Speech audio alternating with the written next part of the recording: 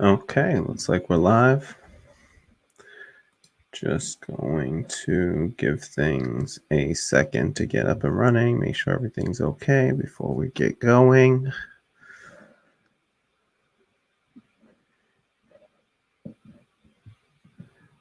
Wait for a few folks to get up in here. Okay, hey, what's up? All right, okay, we got a few folks in here. So, all right. Hey everyone, welcome to Radical Democracy. I'm your host, Kamala Rose, and we've got some breaking news here, so let's get right to it. All right. Thank you for being here. If you haven't already, please do me a favor and like and subscribe. Hit that like button below. If you're watching on your phone, just close out the chat, hit the like button, subscribe, hit the bell to receive notifications. And and share the stream out on social media. Thank you so much for being here, folks. Really appreciate. All right. Okay. So this is the article from CNN. Joe Biden has selected his vice president and he has chosen Kamala Harris. So I have a lot of thoughts on this one. This one is it's just, I mean, we'll get to it. I'll run through the little announcement stuff and then we'll get right to it. So please do me a favor, say what's up in the comments. Also, just leave your comments and leave your thoughts in the comments. Let me know how you feel about this. If you are folks here planning to vote for Joe Biden, are you? I'll tell you right now, I am not voting for Joe Biden. There was nobody except for Nina Turner that he could have possibly selected as his vice president to get me to vote for him. So nothing short of that would have. I mean, Bernie Sanders he could have picked, but that wasn't happening, and we already knew especially once he did the pandering step that he did during the debates of saying he's going to pick a woman, which is like, great. We have a woman running we had a woman running the CIA under Trump. We have this woman running the CIA and Trump, Gina Haspel, and she was named as one of the people responsible for torturing in Abu Ghraib. And so I don't, just saying pick a woman is a pandering move. And especially when they do this picking a black woman, it's, I at least get to speak on the blackness of it. I got pandered to and got played in identity politics in 2008 and 2012 with Barack Obama. I was a two-time Barack Obama voter. And that was something I would only realize my mistake later on in life when I finally got informed around 2016, circa 2016. So we got some comments here. X, what's up, X? Thanks for being here. X says this race is the Democrats' to lose. Yes, it is. And I mean, it's really kind of Trump's to lose. Like, let's be real. Like, Joe Biden is just disappeared into the ether and he doesn't even exist. But so it's really Donald Trump's to lose. Like, he could have, if he had been able to get the Republicans in Congress to move further to his position, at least that he claims to have in these recent executive orders, if that was really his position and you really wanted to see $400 a week in the unemployment and have those basic provisions, he could have pushed on that. And so he has all the power of the U.S. government to just use at his whim right now to spend. He could have provided a universal basic income. He could have provided more than a $1,200 stimulus check. Like, he could have implemented the same programs that we see happening all over the world with, in the UK and Germany, and just basic idea of payroll, wage replacement, where the government steps in and says, listen, we'll replace 80, 90, whatever percent of the payrolls for every company, as long as you don't fire your employees. And then you prevent the whole, mass unemployment from happening, which then just throws the entire, everybody, a bunch of, tens of millions of Americans and American families into disarray in the middle of a global pandemic. And so these were all avoidable things that Trump I think, could have still won this if he had just provided some basic help to working class people. But because he's just your basic standard Republican, and he's, this is what you're going to get. You just get tax cuts for the rich and attempts to roll back payroll taxes and do these, spending cuts, and that's their ideology, and they'll do it right off of a cliff. Like Noam Chomsky has said that the right wing in this country doesn't even resemble a political party anymore. They've gone so far off of the political spectrum. They're not even they're completely off of the political spectrum at this point. It's beyond anything that he's familiar with. So X says, I predict the race will be super close, controversial, and borderline illegitimate, if not fully illegitimate. Yeah. I won't. A super close race will not surprise me one bit. Like, that's how bad Joe Biden is of a candidate. Like, Joe Biden should be wrecking it right now. Like, in polls, like he's up by a decent margin right now, but he should be absolutely crushing it right now. I mean, Donald Trump, look at what the state of our society is right now. This is not the kind of conditions he was running on. The economy has completely failed and faltered at this point. Joe Biden should be running away with this thing right now. And I am not going to be surprised if this race tightens up a lot in the next, this race will likely tighten up in the next few coming weeks. I think we're going to see a tightening of the race, and how tight it gets really is up to Donald Trump at this point, because he has all the power and control over his party enough to, he can threaten them, people that are running down ballot from him that need him to have a strong showing. He can pressure Mitch McConnell and the Republicans to do something and accept a compromise on this economic stimulus, because his executive orders do not appear to be, I don't think, it doesn't look like they're going to be put into law and actually be passed into public policy. And so as it looks right now, it doesn't look like it will be happening anytime soon. That's for sure. So another, a month without that federal pandemic unemployment compensation for people is going to be a mess. We're already 30% of Americans couldn't pay their housing payments for the past 4 months straight. And now you're talking about eviction moratoriums being lifted at the same time that people are running off of a fiscal cliff. And, the signs are all there for what's about to happen. And there's no sign of improvement there for the economy right now, where the coronavirus cases are spiking.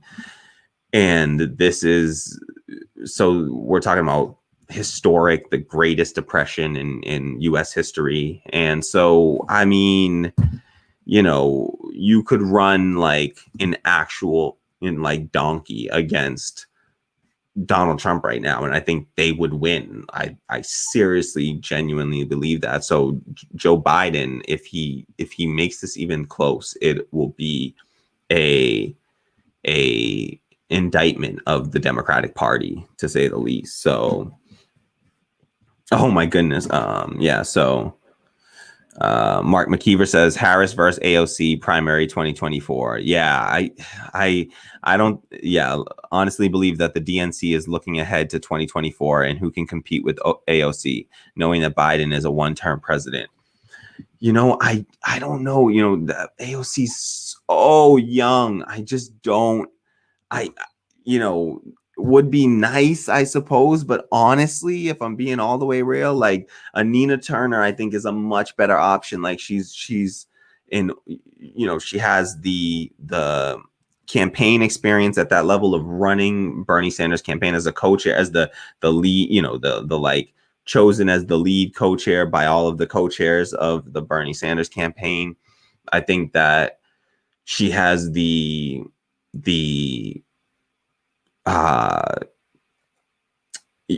don't want to use like the oratory skills and the just the messaging and the policy, really the policy prescription that of Bernie Sanders, that I think is like that, just bringing that sort of FDR style, but in this new 2000 and this 21st century package of a strong black woman who's also a strong progressive, strong social democrat, susceptible to socialist ideals. Definitely has like she definitely is not gonna be doing any kind, she's not a pro-capitalist, that's for sure, and she definitely has strong anti-capitalist rhetoric. So I believe in a Nina Turner, honestly, would be my personal choice for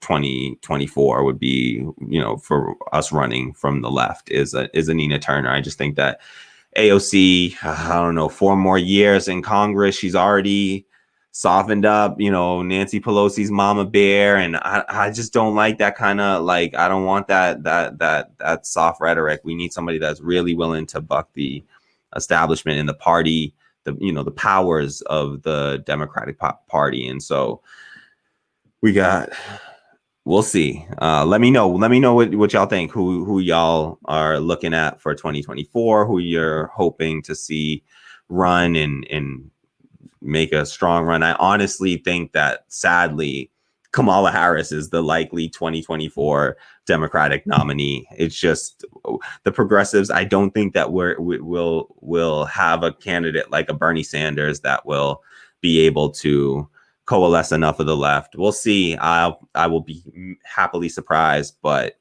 I am definitely not holding my breath on that. So I do think that Kamala Harris is the likely nominee for 2024. Sadly, as sad as that is, I just think that that's what it was going to be. Whoever the vice president was going to be the 2024 nominee, or likely nominee, I should say. Nothing's guaranteed, and we can always, an AOC or a Nina Turner, I definitely think has the potential. I think AOC is just, that's a really, she's so young. She's so young. I love AOC, but I don't know. That would be amazing. It would be dope. I'm gonna get through some more comments here. X says, what would polling look like if Sanders was the nominee? I think that Sanders would be absolutely wreaking havoc right now. Like, we already know how great Sanders was doing, and now look at the polling on, like, Hill Harris X released a poll last week that was polled on Medicare, on the question of Medicare for all, and said, do you support or oppose providing Medicare to every citizen in the United States, every American citizen?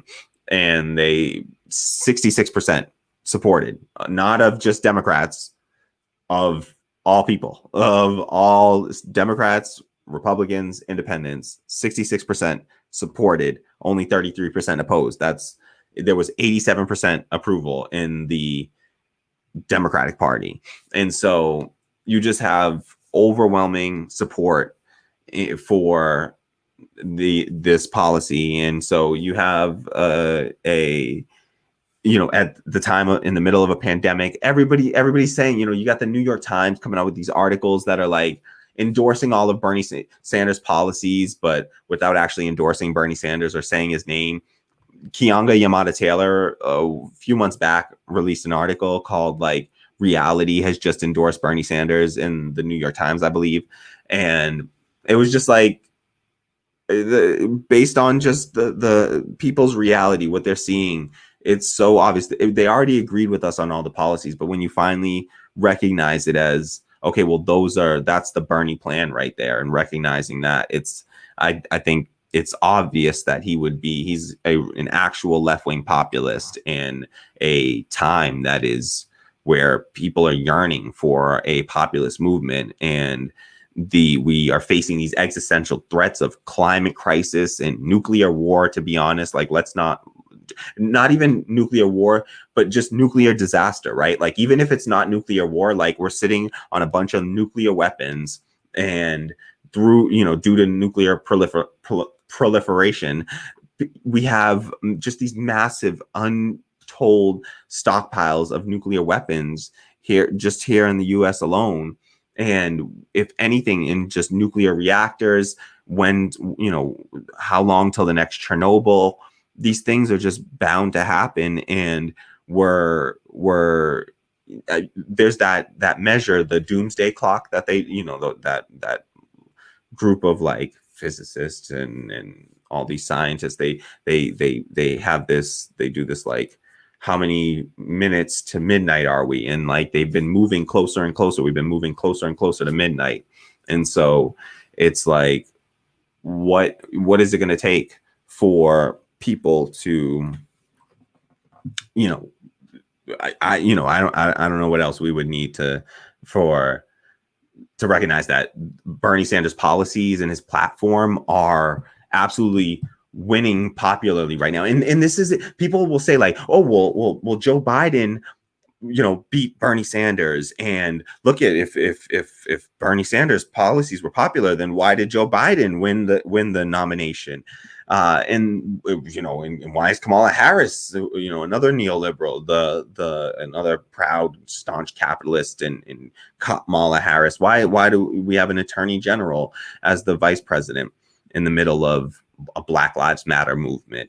And so, but the reality is that when the election was happening, they were polling at each time they polled, they did exit polling, and they polled whenever people went to vote, they polled, and they polled on the question of, do you support Medicare for all? And in literally every single state, it had popular support, in every single state. And in most states that they polled it in, it had overwhelming support. And so, particularly in the Democratic Party. And so people, even in South Carolina, it had majority support in South Carolina. Medicare for all did. And even though Joe Biden won South Carolina, and South Carolina was everything. I mean, that was it. It was South Carolina because Jim Clyburn, and then of course Super Tuesday with the coalescing of Buttigieg and Amy Klobuchar dropping out and coalescing behind Joe Biden. And then, that they had, like Jamal Bowman said in a recent stream that he did with Bernie, like, this is like, it's like the establishment had to gang up, they had to jump Bernie at the last second. And if they didn't jump Bernie, Bernie would have won. And there's a great, I have a video that I did. It's Richard Wolff gives his perspective on the Bernie 2020 campaign. And I just think it's a great perspective. I mean, I don't want to like toot my own horn there, but maybe I can pull it up at some point. But it's just great perspective on what his campaign meant, because there was success within his campaign, and how we should look at it from the left. And so I definitely feel like Sanders would be up easily by double digits, and he would maintain a double digit lead going all the way through to November. I think it would have been a landslide victory. I think Joe Biden sadly has a chance for a landslide victory here, because Trump's doing so terrible, but so anybody could have won. I honestly believe that at this, if Joe Biden can win, then anybody could have won. And so, because let's just remember where Joe Biden was before South Carolina. Like, everybody thought that dude was dead, like literally and figuratively. But like, the dude was like, nobody, he hadn't come in, better than like fourth place in any of the primaries up till South Carolina. He had never won a primary in his entire, he had never won a single primary in his entire career running for president. He had never won a single primary election in a single state. And so this is just the only thing that he did was win South Carolina. That was it. And it was enough for the establishment to say, okay, this is our only hope. This was our last hope, because Nobody else is taking it. Nobody else was going to get that support right there, because it looked like Amy and Pete had no support within the Black community. Like Kamala Harris had no support from the Black community. She just got outrightly rejected, and Kamala Harris had to drop out, in fact, of her race before she got put on the California ballot. If you look back at the timeline, Kamala Harris dropped out of the race before Iowa, but it was also right before the just days before she would have had to be forced to remain on the California ballot. And she, at that point, was polling less than Andrew Yang in some polls. And so she was about to get whooped in her own state by not just by the Democratic frontrunners Bernie and Elizabeth Warren, but also by like Biden and Yang, and like Tom Steyer was starting to poll. Like I think that Steyer was like polling near her or ahead of her at one point in her own state. So that's what we got to deal with. So we haven't even really gotten into. So Meanally says, hi, Kamali, how are you? I'm doing well, Meanally. Thank you so much. How are you? How is everyone doing? Just want to check in, actually. Let me know in the comments. How are y'all doing? Just, whenever we get some news, it's always good to check in, see how folks are holding up. How are y'all holding up? How's the mental health? X says, I'm hoping Trump's USPS shenanigans will backfire like the dispatching paramilitaries to cities did. Yeah, I hope so. But honestly, they seem to be effective right now. Like the what he's doing at the USPS, it's working. He has allowed his far right wing, donor Louis DeJoy to consolidate power within the post office to move around a bunch of lifelong folks that and Louis DeJoy is the current postmaster general appointed by Trump, who was a major donor to Trump's campaign. And their whole goal is it's a 2 to 3 prong goal, really. It's 2 prongs in the sense of, one is delay the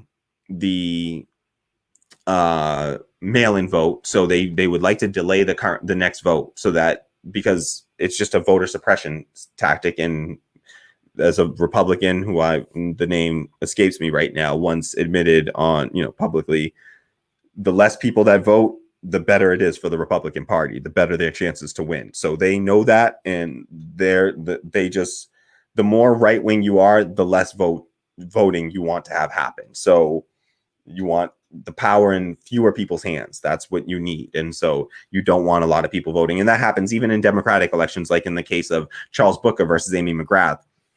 I think Amy McGrath was honestly happy to let voter suppression happen there. They closed down, like that was in Kentucky, and they closed down like in Louisville, they closed down like 95+% of the polling locations. In a city, there was like 1 or 2 polling locations for like hundreds of thousands of people were going to have to go to, I believe it was 1 or 2 polling locations in all of like Louisville, which is like them putting 1 polling location in all of like Boston, where I live, which is just, that's absurd. Like we have polling locations like in every little town. You have a polling location, much less like having 1 in a massive major city in the middle of a pandemic, when you're talking about trying to keep people separated, socially distant, sheltering in place. And this is what they want to do. So their goal with the USPS is to delay the mail-in vote, which has another layer of it, where by delaying the vote, you'll also weaken the public belief in that, and public opinion on it will shift to being more negative, because people will say, oh, look at that, the mail-in vote, it failed, because Trump's already working up and saying, oh, it's fraud, and the mail-in vote's fraud, even though he voted in 2020 with absentee ballot, and he's very often voted with an absentee ballot. So he's done mail-in voting, but then turns around and says, oh, mail-in voting is fraud. And so they would like to do that. And then also to privatize. They by weakening it, then the second prong of it, their approach is to then privatize it. They'll step in and they'll say, oh, look at the USPS doesn't work well. What do you have to do? You have to come in and you have to privatize it, and that's what their goal will be. So Meanly says, I think that AOC will still be too young to run in 2024, which I agree with. I think that she's just too young. She's going to literally be like just old enough to be running. And I just don't think that she'll want to lose her, step out of her seat in Congress at that point. Like she holds a seat in Congress. It's an important seat. I don't know why she would give that up at that stage. She has a lot of power and sway already. I don't see that at her age, her needing to jump out there that early. And I just think that there are people that would carry the message better across the board, like a Nina Turner. And so Mark McKeever says AOC would qualify for 2024. Yep. And her maturity might outweigh her age, but I do support Nina Turner as a candidate. I feel that the DNC is looking beyond 2020 with today's VP pick. Yep, absolutely. I agree. I think that that's what their goal is with the Kamala Harris VP pick for sure. Thanks to everyone for being here, by the way. Thank you so much for being here. If you haven't already, do me a favor and like and subscribe to the show. Hit that like button below. Hit the bell to receive notifications anytime we go live or launch a new video. And if you can afford it, do me a favor and send me a donation on Patreon. It's patreon.com/radical democracy. I appreciate it so much. And let's continue forward. All right. X says that Nina is a champion. Yes, she absolutely is. I love Sister Nina Turner. She is amazing. She is just that's Black leadership right there. That is somebody that speaks for me. Whatever she says, she speaks for me. And so, yeah, Nina is absolutely a champion. And I really believe that she could be our best hope for 2024 on the left, honestly, in the US. And so X says, watch interview with head of Postal Workers Union yesterday on the Majority Report. Said the changes DeJoy is making won't hamper the success of mail-in voting. That remains to be seen.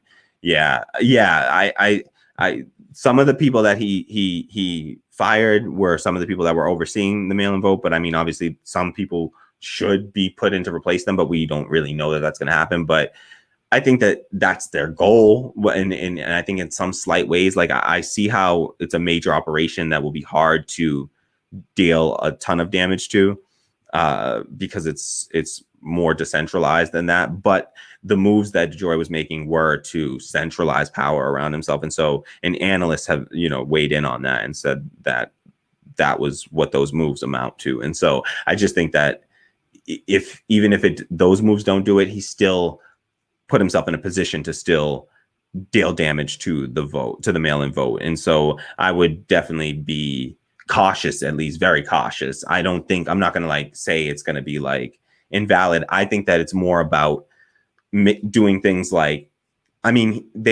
did things like made it so that employees couldn't use overtime and put in policies that employees weren't allowed to take overtime.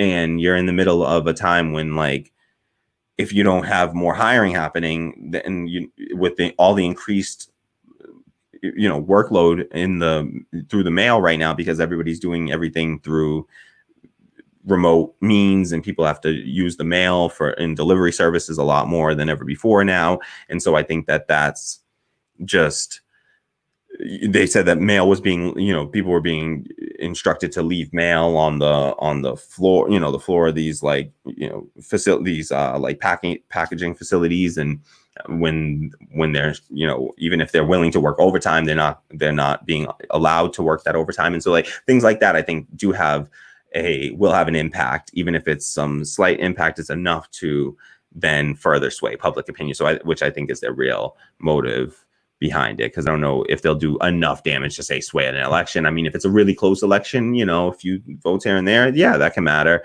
And I just think it's a voter suppression tactic at all costs. And then also just opens up more stuff for them to challenge things like how the mail is sent, because like they were doing challenges in like New York and stuff where like if you didn't lick the ballot, the envelope closed, but you use tape, like that got rejected. And like it's like some people might not feel comfortable like licking an envelope right now in the middle of a pandemic, but you know, who am I to say? I haven't seen that interview though, so that sounds interesting, and that's something that I would like to check out, because I haven't seen that interview, and I would like to hear from the head of the Postal Workers Union. I'm always like, you know, I like unions as a first step forward, and I support unions wherever they are, but I do think that we need to go beyond, or just have more democratic unions. If we can have unions that operate democratically, then great, but most unions are corruptible because they have a hierarchical top-down structure that is like, you know, any hierarchical structure, just corruptible. And so I am always a little wary of unions as well. I just try to listen more to like what are the general like sampling of like the workers themselves saying, and try to get but that's hard for us to get, and a lot of reporters don't report on things like that for us, so it is hard to get a read of that. So something like a workers union can at least give you some sort of finger on the pulse kind of thing. So X says the interview actually gave me some hope. Recommend watching it. Yeah, I'm definitely going to check that out, because I need hope. One, for the USPS. I wanted to. And if folks don't know, I mean, the USPS is like the most efficient public service and public institution that we have. Like they operate 100% on the cost of, you know, flat rate postage. And so like affordable flat rate postage, and they run entirely off of that. And the only reason that they struggle in any way and are in danger of being privatized is because they have been forced by Congress to, in, you know, right-wing lobbying in Congress, to create a law that made it so that the USPS was the only institution in the entire US that is required to fund its pensions 70 years, all of its employee pensions 70 years in advance, and hold those funds like in escrow and stuff. And so they are just at a major disadvantage to any private corporation that's trying to deliver mail, as well as just like any public or private corporation or private institution or public institution anywhere. Like no one has to do that. I think it's good. We should require more people to fund their employee pensions further out, and actually just require employee pensions, period. How about that? But like, it's messed up that the USPS has this one BS law hanging over it. You know, why just them? Why just that institution? That's absurd. Mark McKeever says there's a theory now that Pence will step down and Nikki Haley will run on the ticket. I don't think that matters. Like, it's so late. Like, I don't think that any of that's going to matter. It's so late in the game.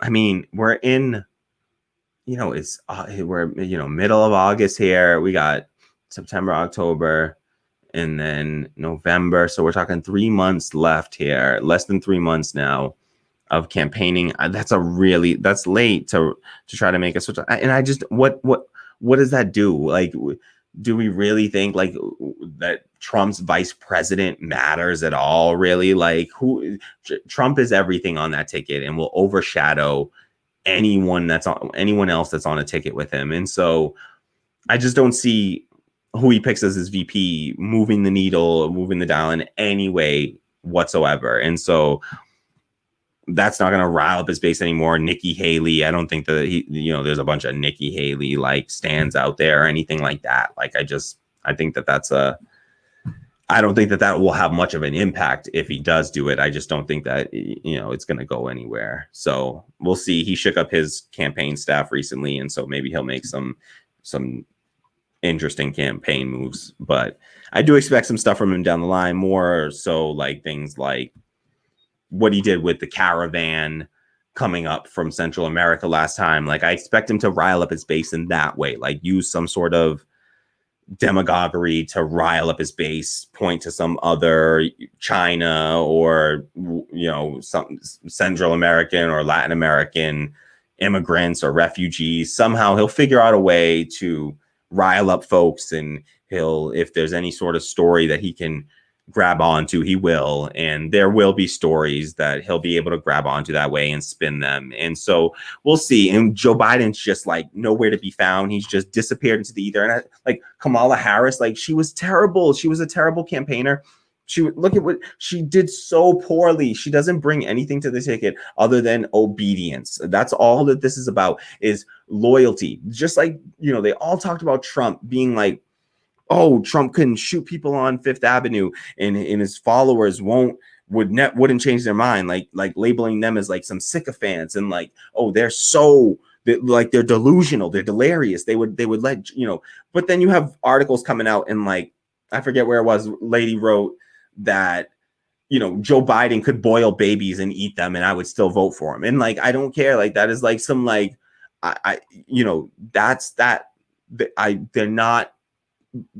that's not a complete joke to her. Like, that's clearly not a complete joke. Like, there's just about nothing that he could do to stop these people from voting for him, because for a lot of people, they're just so afraid of Trump. Like, at this point, it's like they have made Trump into they have characterized him so well and just like made him out to be the problem, when really he's just a part of the problem, a symptom of the problem. Really, I really do believe that he is not a cause of the problem. The problem is capitalism. The problem is the damn system. If we change the people out every 4 years, we change these people out every 4 years, but it's changing from one capitalist to the next, we're going to get mostly the same policies. Where Trump and Biden differ, in my opinion, is in rhetoric, right? Like, Trump wants to, he supports the foreign wars, he supports our wars, and in fact, he's to the left of Biden on war, to be perfectly honest. Donald Trump is to the left of Biden. Donald Trump at least had rhetoric. At least his rhetoric is to the left of Biden. Rhetorically, he was against the Iraq war. Joe Biden had full-throated support for the Iraq war and Afghanistan war. And Trump at least reflexively says that he's against these things, even though he turns around and his policies all maintain our forever wars. And they're no different at a policy level. Like, policy-wise, they're practically the same thing, Trump versus Biden, in my opinion. But it's all right. X says he's got to run. Take care. Thank you so much, Shaka. Thank you so much, X. Take care, and I'll hope to catch you soon. All right. Thank you so much for being here. Really appreciate you. All right. So yeah, like Trump and Biden, there's just not that much distance between them. I think that policy wise, you're going to get much of the same policy wise. Like, what would Biden have done any differently than Trump over the course of this? If this was the Senate and if this was the Congress that we had, which it's going to be likely just about the same based on the folks that are running and are up for re-election and such, it's where, Republicans are most likely going to hold on to the majority, and you'll have a split Congress. And so, what do we think policy-wise would be any different about Joe Biden versus Donald Trump? I can tell you what would be slightly different rhetorically. Like, Donald Trump is an overt racist. Joe Biden is a covert racist. Like, you pick your poison. But Martin Luther King, and I'll pull up the quote if I have to, here. I should pull it up. And I've done this before, but it's like, I'd rather have, they talk about the devil I know versus the devil I don't. Like, or the fact that, like, Martin Luther King in his letter from a Birmingham jail said that he's more concerned with the white moderate, And so here, let's pull up. Yeah, no, I won't do that right now. But yeah, he, in Martin Luther King's letter from a Birmingham jail, he says that essentially is, with deep regret that he has to, say that he feels like the Negro's greatest stumbling block is not the white citizen, white citizen counselor or Ku Klux Klan member, but the white moderate who believes in a negative peace, which is an absence of tension, to a positive peace, which is a presence of justice. And, they constantly paternalistically say to the Negro that, like, I believe in your goals, but not in your methods of direct action, and always want you to live by their timetable. And so this is a synopsis, I'm synopsizing here, and this isn't exact summarizing here. It's not exact, but that's basically the gist of what he says there. And so, that's what we have to watch out for. And so I just think that you're going to get with a Joe Biden, it's going to be a lot of the same. What we're going to get is whoever if he wins, which he's likely to win at this stage, I think. If you feel otherwise, let me know in the comments. If anyone thinks that Trump is likely to win at this stage, let me know if you think that. I still think that he could win. I just don't think he's likely to win. I think that that's a stretch right there. So let me take a quick drink because I'm thirsty, y'all. Oh, where is... Hey, what? Okay, here we go. Sorry.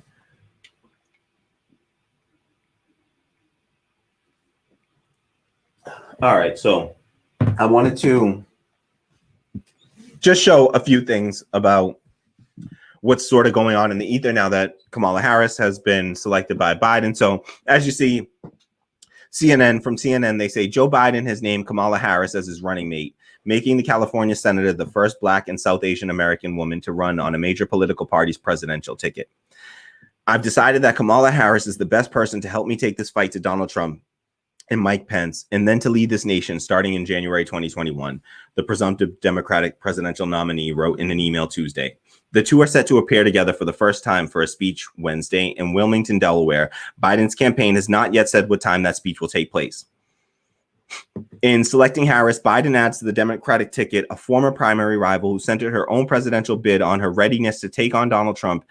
Yeah, by trying to get him banned off Twitter. That's how she plans to take on Donald Trump. Like, not in any substantive way, but sure, she'll try to get him kicked off of Twitter. That was literally her big debate ploy and tactic that she took. That's the tack that she took against Donald Trump. That was her resistance to Donald Trump was, oh, please, Jack Dorsey, ban Donald Trump from Twitter.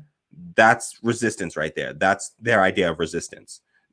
When he, vote for his military budget, oh, she's all about that. She, gladly, she never once voted against, she never saw a Trump military budget she didn't like. In fact, she, along with Elizabeth Warren, decided to give Trump more money than he even asked for one year for that military budget. Why? Because that's how just corrupt this system is that even those people that we look at and some people consider to be progressive, and some people thought seriously thought that Elizabeth Warren was progressive, and maybe some does anyone believe that at this stage? And look at what we'll get into Elizabeth Warren. I love that she was trending. Let me get through a little more of this. So she rose to national prominence within the Democratic Party by interrogating Trump nominees during Senate hearings, from former Attorney General Jeff Sessions to Supreme Court Justice Brett Kavanaugh.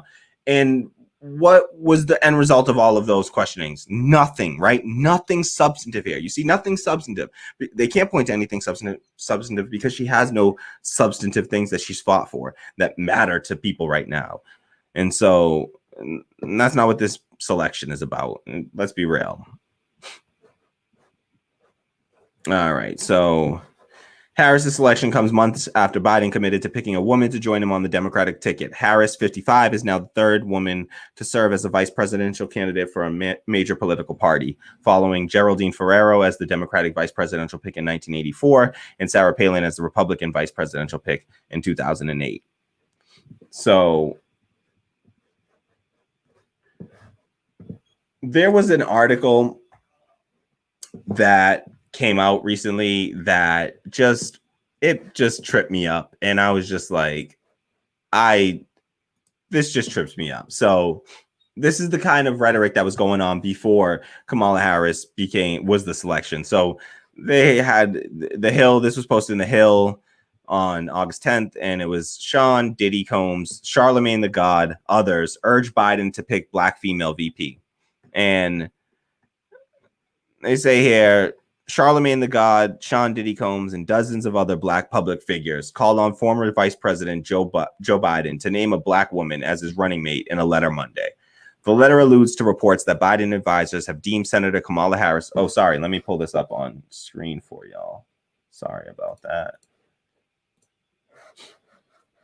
Let me get that up there for you.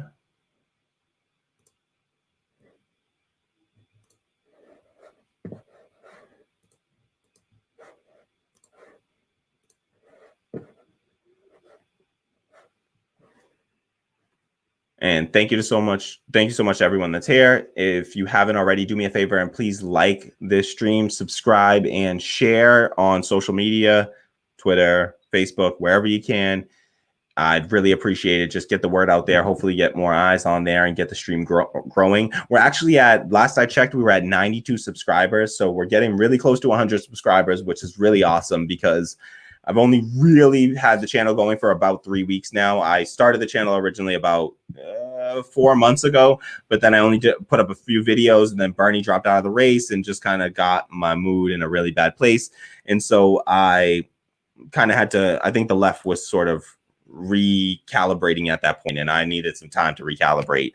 And so I did that and just got right. And then it was really when Michael Brooks passed that just sort of pushed me to say, I got to get out there and start making this happen. And so ever since then, I've been doing these streams pretty regularly, and we're already approaching 100 subscribers. So please do me that favor and share this out, and, you know, retweet or whatever you can to help push this out and hopefully get us, you know, get some more subscribers, get some more folks in the community so we can make these chats more engaging and make these streams even more engaging. And I really appreciate that. So thank you all for your support, you know, to everyone. I've seen a lot of folks doing that, and I've retweeted and try to, you know, follow everyone that I can in the community. And so just want to try to platform as many folks as I can. And so I really do appreciate everyone that's reached out. Some folks have reached out and just like moved me to tears with what they've said. And so thank you to everyone. I actually should shout out, and I should have shouted out at the top of the stream. I've got 2 new patrons that I want to shout out. And so I should have shouted them out at the top of the stream. I'll make sure I shout them out at the end of the stream. But I got 2 new patrons. And I'm not sure if I can share, but we have 2 new patrons. So Kirk Golson, thank you so much for donating and for, you know, subscribing on Patreon. I really appreciate that. So shout out to Kirk Golson, and also huge shout out to Steve Alvarez as well, who also became a $10 subscriber. So that's, you know, really, that's just amazing. I can't thank you enough. That means so much to me. So I really, really appreciate that. And Kirk signed up for a $3 subscription. Thank you so much to Kirk for that. I really appreciate that. Those donations are truly going to help this program survive and to grow. And so I appreciate you so much and can't thank you enough for that. So oh yeah, and I really, really, really appreciate the heartfelt messages that folks have sent, and I can't put into words. It means so much. And so thank you so much. And let's keep going with this. So yeah, this was a letter here, and this letter sent by some Black entertainers. It seems like Black public figures, Black entertainers I'm seeing here, that said, the letter alludes to reports that Biden advisors have deemed Senator Kamala Harris overly ambitious and potentially disloyal to a Biden presidency. It also blasts reports that members of Biden's inner circle are holding a grudge over Harris, mentioning Biden's former opposition to desegregating busing in a debate last year. So they're saying that, you know, they're blasting this report that people close to Biden were essentially just didn't like that Kamala Harris had called Biden out for his actual record of supporting desegregation. So, I mean, sorry, for being anti desegregation. So he was anti busing. He was a segregationist. Okay, sorry, I don't know why I said that so screwed up. So I apologize. So the world is screwed up right now. All right, let's be real here. Kamala Harris, we got a joke. We're facing global pandemic, economic catastrophe, the greatest depression in U.S. history. And what we got is Donald Trump and Mike Pence versus Joe Biden and Kamala Harris. Like, I live in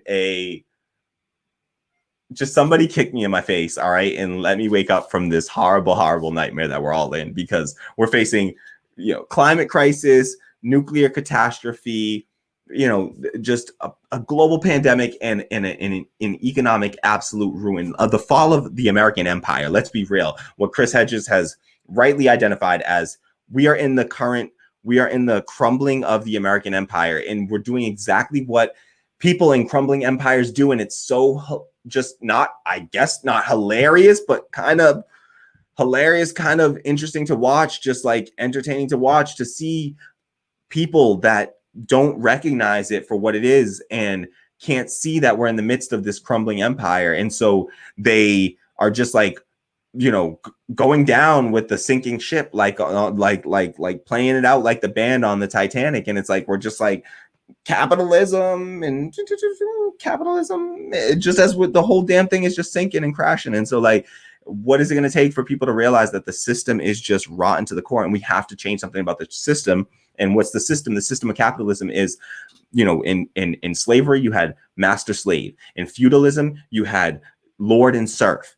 In capitalism, you have employer employee. There were markets in feudalism. There were markets in, you took stuff to the market. That's where you trade for wares and foods and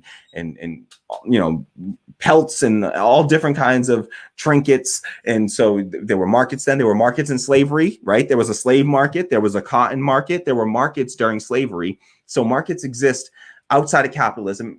Capitalism isn't this, to say, oh, capitalism is markets or, that market ideology. Or no, it's not. That's not what capitalism is. Capitalism is defined by the employer-employee relationship. And so it's that we need to dismantle in the system. That's what's wrong with the system. Everybody says like, oh, systemic racism, systemic, sexism, systemic, homophobia, systemic transphobia, like these systemic problems, or it's the system keeping us down. The system. Yeah, well, the system is called capitalism. That's the system. That's the economic system that we're under. So that's the system that we're all faced with. And so, and what do we got? We got a bunch of capitalists, 4 capitalists running against each other, and it just doesn't matter all that much what's gonna happen there. So let's check out some more. So real quick, I'll just get to this. So in this letter, they said the letter also criticizes Biden. So this is wild because it's like, was Joe Biden, so this is more from this letter, was Joe Biden ever labeled too ambitious because he ran for president 3 times? Should President Obama not have made him VP because he had to worry about his loyalty when he clearly had ambitions to be president himself? The letter asks, why does Senator Kamala Harris have to show remorse for questioning Biden's previous stance on integrated busing during a Democratic primary debate? So, like, all right, well, the letter also criticizes Biden's support in the 1980s and 1990s for tough on crime policies, such as mandatory minimum sentencing and harsher sentencing for offenses involving crack cocaine compared to powder, right? So we'll come back to that. So the letter criticizes Biden's support for tough on crime policies. You're criticizing Biden's support for tough on crime policies while also touting Kamala Harris, California's attorney general, who we'll see did things like lock up the parents of truant kids, locked up over 1,500 people for weed, and then laughed on Charlemagne the God, who is one of the people in this letter, laughed on his program, The Breakfast Club, talking about how she smoked weed in college after having, as attorney general in San Francisco, was locking up, hundreds of people, thousands of people, and then turn around and laugh about that shit, in while running for president. So, does that, she literally like kept people locked up in fought to keep people locked up longer in order to maintain a prison slave labor force. So this woman is out here. So these people are literally like, and I tweeted out about this, but it's like, these people are over here like pushing Kamala Harris, and they're talking about like failing to select a black woman in 2020 means you will lose the election. We don't want to choose between the lesser of 2 evils, and we don't want to vote for the devil we know versus the devil we don't, because we are tired of voting for devils, period, the letter states. Other signers of the letter include Nick Cannon, Hotep ass, Bishop William J. Barber, who's the only good person they name it. Well, Ben Crump, so civil rights lawyer Ben Crump, but you know what kind of folk, you know what Ben Crump is about. But I'll talk. I can talk more about Ben Crump. He does decent work. He does solid work. He does good work, I'll say. But these are not William Barber. William Barber is unique there. He understands the class and racial dynamic at play, and so it's a little surprising to me for him to be on a letter like this. But he probably, I don't know if he necessary. I don't know because that's interesting. I don't see him as somebody that would be supporting a Kamala Harris. I'll have to look into that because that would just be a weird take from him. He's somebody that fights for like the Poor People's Campaign that is carrying on Martin Luther's legacy. When Martin Luther King was assassinated, he was going down to the South to fight for this Poor People's Campaign, and where we were supposed to be uniting people across this intersectional campaign of working class people in order to really push back against all these destructive forces of capitalism. And Martin Luther King was a democratic socialist, and he called himself that in a letter to his wife. So they just said failing to select a black woman in 2020 means you will lose the election. I disagree. With that right there, I just completely he could have, who was not going to vote for him? Well, one, it would have disappointed more white liberals than it would have just, off-put black people. Like, more white liberals would have not voted for Biden if he didn't pick a black woman. It would have been more people, more like suburban white liberals that would have been like white guilt in their way to being like, oh, I can't support that. But black people, I mean, look at that. I mean, Biden's policies are horrible for them, but old black people who are the reliable voters, the more reliable voters, let's be real, young people, and I'm an elder millennial, but I'm 33. And so like, I'm just like right on the edge there, but I'll tell you, like, we as a voting bloc, we just don't show up enough, particularly younger voters, which I can say I wasn't a reliable voter when I was younger. So it's just something, especially in black and brown communities, civic engagement is it's not a thing.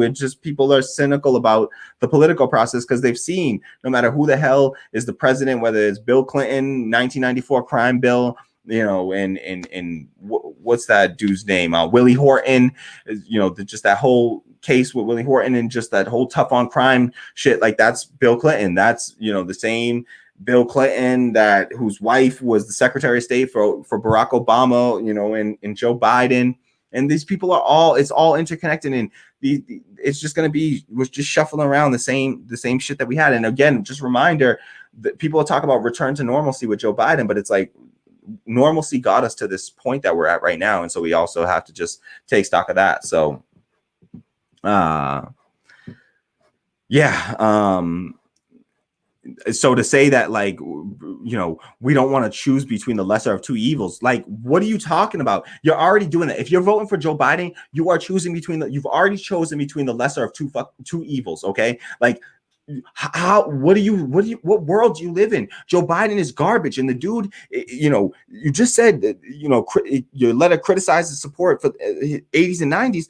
The dude still defends that stance to today. Like, he only recently came out in this election cycle and said that he was even like that he thought that maybe that, like, it wasn't totally perfect policy, but he still stood by his stance and said at the time he believes that it was the right decision to make. Like, so just miss me with that garbage about, like, Joe Biden. The dude is like, he said the same shit just a few years, like 10 years back, he was saying the same shit about like Mexicans being drug dealers and bringing crime across the border. So it's just like, even in rhetoric, if you dig deep enough with Joe Biden, you find some garbage, just horrendous rhetoric of his. So to say, you don't want to choose between the lesser of two evils while you're simultaneously sitting around worrying about who Joe Biden picks as his vice president. Like, you think that whoever Joe Biden picks, look, what did Joe Biden do to impact Barack Obama, really? Like, who are you kidding? A vice president is like an ornamental role. There's no power behind the vice presidency other than you get to be the next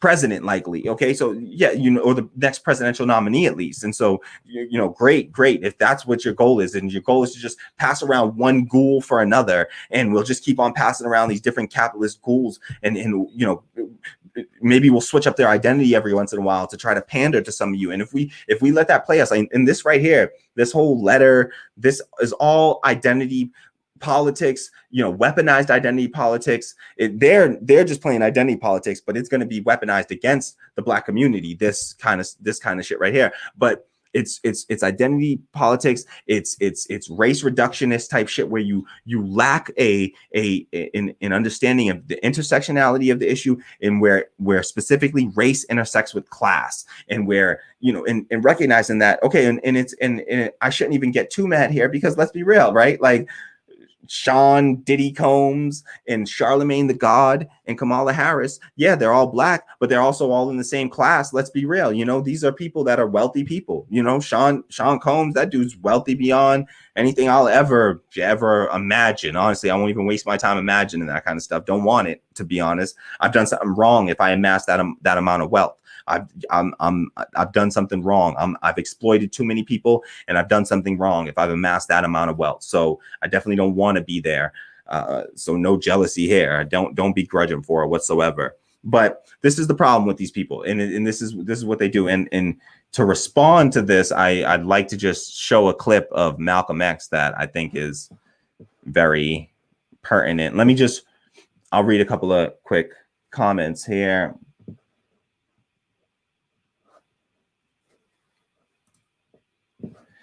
Mark McKeever says, too many factors unique to 2020 makes this presidential election too hard to call.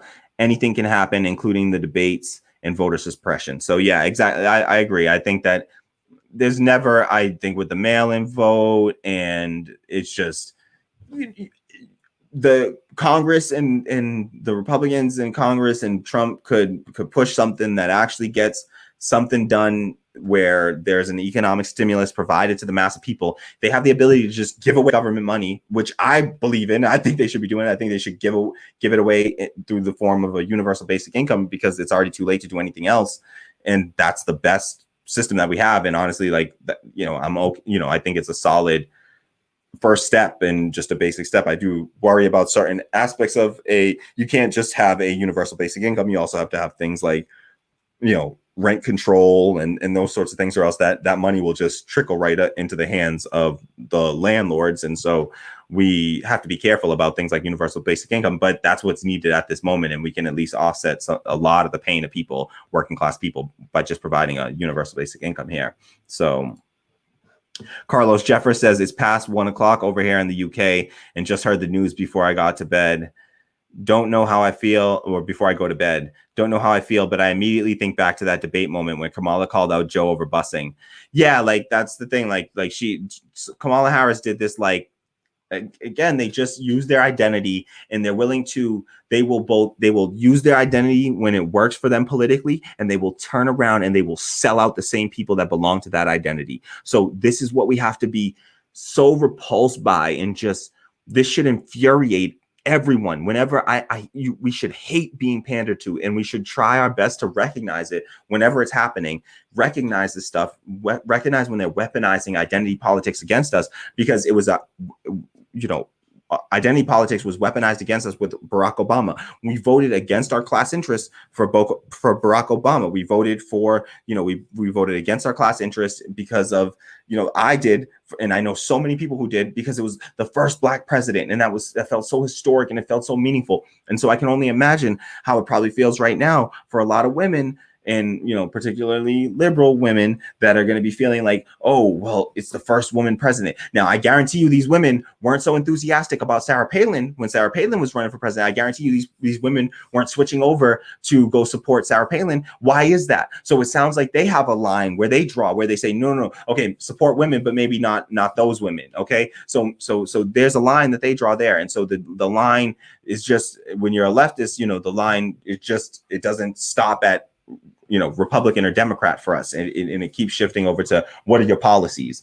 And so I would love to have a woman president. I would love to have a Black woman president. I'd love to have a Black trans woman president, but they got to have the right policies, period, or else it just doesn't matter. I'd rather have an old white guy like Bernie Sanders that believes in, at least a social democratic, public policy, versus a queer Black woman who is a, you know, diehard capitalist or a cop like, you know, a Kamala Harris, a Val Demings, you know, who would have been I think a queer Black woman. I think she was, I believe Val Demings is lesbian or bisexual, I believe. Sorry if I got that wrong, I apologize, but I believe I correct me if I'm wrong, please. Anyone in the comments, correct me if I'm wrong if you know.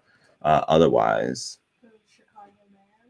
yeah, the Chicago mayor, Lori Lightfoot, you know, like these people you'll get these folks that are like, she's like cop. And I think, you know, I don't know what, you know, but I know that she's a queer Black woman that is, you know, but she will uphold these corporatists, you know,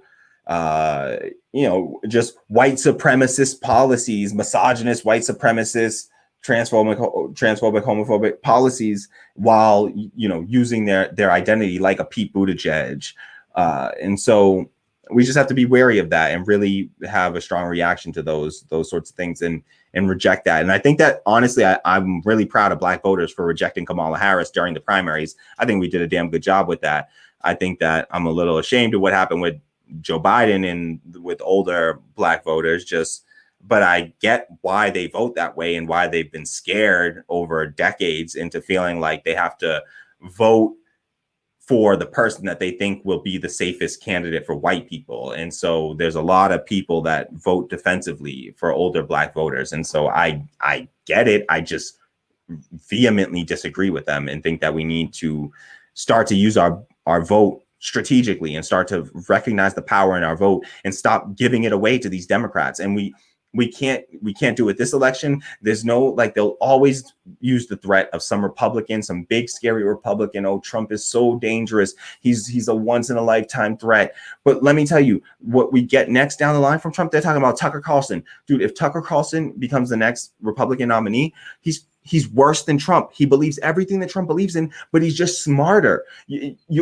If you're so wrapped up in just their rhetoric and you don't recognize the program as the real threat, and not like the rhetoric matters, and it matters substantively for sure, but it's just not on the same level of, you know, it's because when Trump, he can rile up people and you know, you get like the El Paso shooting. I think that was probably something that was Trump does what they call stochastic stochastic terrorism, where you rile somebody up. You get people riled up with your rhetoric and through public speech, and you put this message out there knowing that it will reach somebody that will be on edge enough and have the right sort of, you know, pain and struggle and, you know, potentially mental health issues or anything like that, to be the kind of person that is quick to react, like what happened with that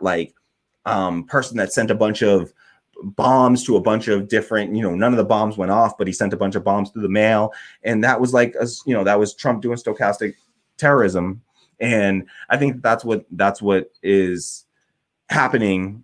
You know, that can happen when you have really, really terrible rhetoric, but I don't know that there's no study done there to show me any numbers to say that that's any more dangerous than the subtle, you know, or the hiding the ball that Joe Biden does, that then allows them to do things like lock kids in cages and drone bomb people without people like me paying attention, because they tricked me into not paying attention for a long time. And so yeah, so I do think back to that debate moment, but I think that was her using, just weaponizing identity politics and just using identity politics, but really having no substantive critique of Joe Biden. She has no real substantive critique, and we can get into some of her record and why she wouldn't have a substantive critique about Joe Biden. Carlos Jeffer says, I felt just how you felt, deflated over Bernie's race ending the way it did after such an amazing start. Yeah. Was Bernie screwed by the establishment worse than he was back in 2016? Yeah. I mean, it took literally, they threw, and I love the Richard Wolff's take on this. And I have a video on it called like something like Richard Wolff Perspective puts Bernie 2020 campaign in perspective. And Richard Wolff, I think, just talked about how it took everything the establishment had, and I mean everything, for them to coalesce behind Joe Biden, and Pete Buttigieg and Amy Klobuchar dropping out with Barack Obama working behind the scenes to just, completely like coordinate that all of those moves behind the scenes to push Pete Buttigieg to drop out and to throw his support behind Joe Biden, because in making all those backroom deals that they do. And that's what really happened. And it took all of everything they had to stop this socialist, this democratic socialist, social democrat, we all know, but who ran as a socialist, called himself a socialist. And it took all that for them to stop that. And so that should be promising to us. That should still give us hope that, yes, it did, that he did get screwed over worse this time, I think. I mean, it was bad. Last time it was bad. They blacked him out. And we did good as the volunteer base and the movement to circumvent that this time. And we really did. We really did great. I think the organizing for the Bernie campaign was something phenomenal. And we did something really special in just being able to circumvent mainstream media and all of the sort of corporate media that was lined up against Bernie. But I think that it should give us hope that it took all of that to defeat us. And, maybe, just maybe we can rally back in 2024 and do better, with put forth an even stronger progressive candidate that won't back down from criticizing the establishment and the other candidates in the race, like Bernie did with Joe Biden, he refused to draw the distinction between his record and Joe Biden's. And I think his campaign suffered for it. So Mark McKeever says 2020 primary was a balloon pop as opposed to 2016 where the balloon leaked slowly. Yeah. So this year's primary happened so quick and stunning. Yeah, that's a great way to frame it. Actually, I love that. I think that's a perfect framing of it, where it's like it just happened all at once. That was, what Kyle Kalinske called Bloody Monday, and I don't know if it ever got that official naming, unofficial naming, but it was like Bloody Monday when they just came in the establishment after South Carolina primary, and they just piled on. And by dropping out, there was nothing like that in history. Like, look it up, and there's just nothing like that in history. Two of the top, of the other top candidates dropping out the same day, right after the primary, before Super Tuesday, and endorsing the candidate who was previously currently just the number 4 candidate or something, number 3 candidate, but he had just won South Carolina, was it, and had won his first primary after losing the first one, getting blown out in the first 3 primaries. And then he just suddenly comes in, and nobody wanted to. You'll notice, just look back at the news from the time, and nobody was pushing Joe Biden. Nobody wanted him, and they were stuck with him, and they were just like, okay, this is all we got, so we're getting behind him, and they did. And much to our chagrin, and just to the pain of the left and the left movement, really, they did it. They did the damn thing, and they, like Jamal Bowman said, they jumped Bernie at the last minute there. And so, yeah. Good framing there, Mark. Appreciate that.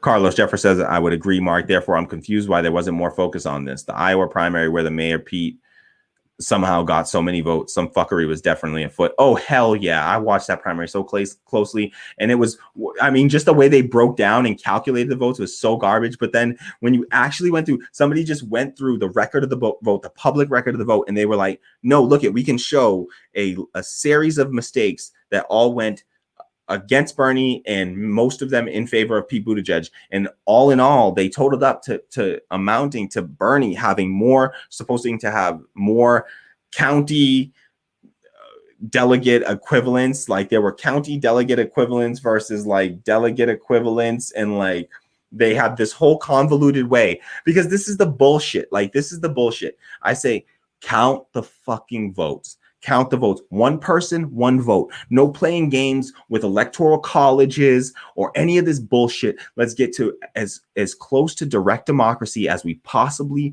fucking can. But this is why we give away all of our, we don't participate in democracy in our daily lives. So when it comes time to participate in a democracy, we're totally cool with this bullshit facade of a democracy that we have. And so this is what we get stuck with. And it's this is why we need to have democracy in the workplace, so that people can practice democracy every day. And then they'll know that what's going on in our political system right now is not democracy. And nobody would be jaded and be sitting here thinking that was actual democracy.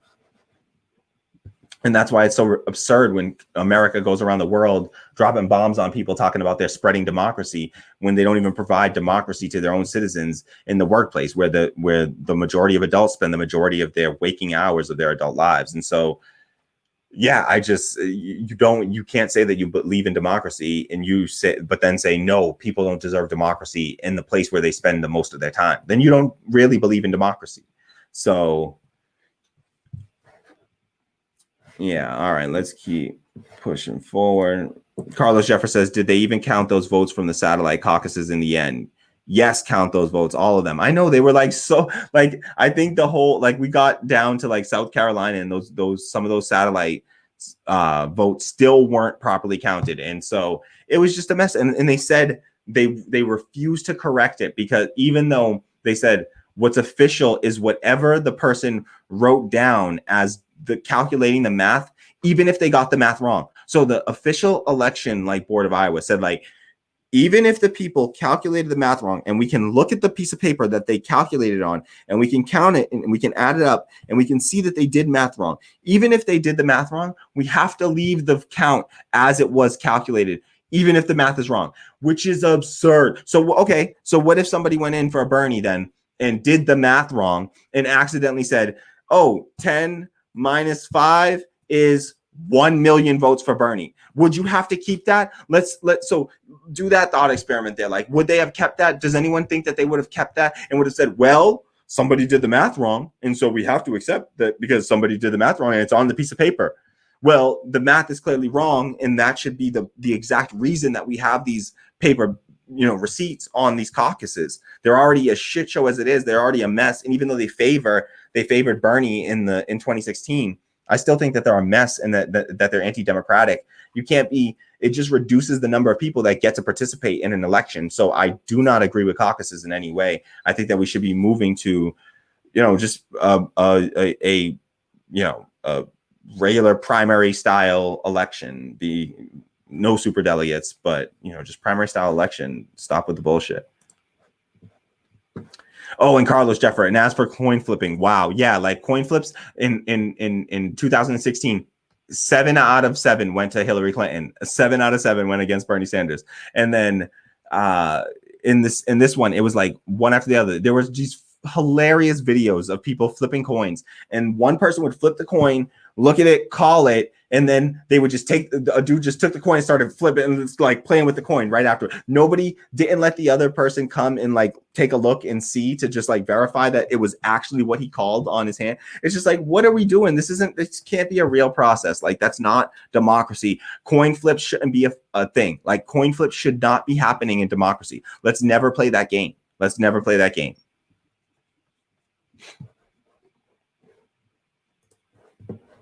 Mark McKeever says, give it up to Bernie, who got beat by the establishment and is still dealing with the 2016 lies. Sickening. Yeah. And like, shame on Bernie for giving up his endorsement to Joe Biden for nothing, what was clearly nothing. He got task force, like people assigned to task forces, which amounted to nothing. And so it's just, and I think that the left will be making a mistake if they get behind Biden in any way and get this sort of like idea in their mind that if they somehow get behind him now, that he's going to be able to be more likely to bend to their, will later. No, the only power you have right now is to just like withhold your vote. And all those people like AOC who just came out right away and was like, I'm going to vote for the Democratic nominee, no matter who they are. Like, that's the weakest stance you can take. Like, that immediately gives up all power that you have. That's the last little power you have is your vote and withholding your vote from these people. And that could have at least scared them into, I think, Kyle Kulinski's suggestion of having Biden agree to do a series of executive orders, like legalizing cannabis. Like, those sorts of things would have been substantive agreements that Bernie could have come to with Joe Biden in order to give up his endorsement, but he just gave it up too easily, and that's why I think a lot of Bernie's backers didn't just shift over with him. I think there's a large set of us that are just like, we're not playing this game again, and we're not going to be scared into voting for Biden. And so whether I was in a swing district, swing state or not, I would be voting for either Howie Hawkins or Jeff Mackler. I plan to do a segment on Jeff Mackler soon. That's the candidate running under the Socialist Party who most closely like shares my values. And so I'm not going to let them hold my vote hostage anymore. I dem exited a long time ago, and I'm not going to let them hold me hostage anymore. And so hopefully they'll eventually learn that we're not just like, we don't just, they're going to have to meet us where we are and propose policies that make us want to support them, not the other way around. We don't just owe them our vote. They owe us our better policies. Carlos Jeffer says the machine is strong. To get where Bernie got to with all his detractors gives me hope for the future. Got to keep chipping away at the establishment and never give up. Cori Bush is proof of this. Absolutely. That's why I still get excited about wins like Cori Bush's, and just I love this Marquita Bradshaw that just won the Senate primary in Tennessee. That was beautiful. $8,400 against somebody with $2.1 million, outspent 250 to 1. And she comes and just does the unthinkable and wins a Senate race. That's mine. But you have to win across a whole state with $8,400. Like, that's nothing. Like, that's wild. That's wild. So shout out to folks like Marquita Bradshaw and Cori Bush and Jamal Bowman. And I think that those wins will matter and, go a long way. But I do think that it's like Cooperation Jackson and places like that are building democratic workplaces that are going to be the ones making the real change in society, that we're going to see make some substantive change. Because I truly fear that maybe our political system is too far gone at this point, and that the left can't actually win through electoral politics. I worry. AOC, we'll see how these people hold up. Time will tell how these people hold up. I hold out hope still, and I really do. I'm very hopeful that we can usher in, as long as we move quickly enough and we get enough people replacing these ghouls in Congress and these old like dinosaurs that are in Congress. As long as we start to replace the Nancy Pelosi's with, we got Shahid Buttar and Alex Morse running against Richie Nail, and these folks that are like trying to unseat these the political power centers of the Democratic Party. And we have to do our best to not allow them to be smeared, and to also like do our best to support them in every way that we can to try to get those candidates propelled forward. So thank you so much for still being here. I'm not going to run too long today, but I want to get to a few more things before I take off for today.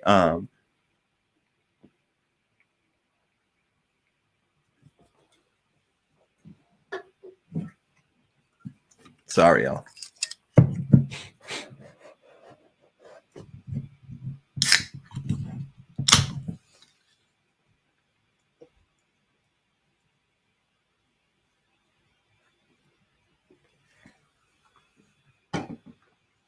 All righty.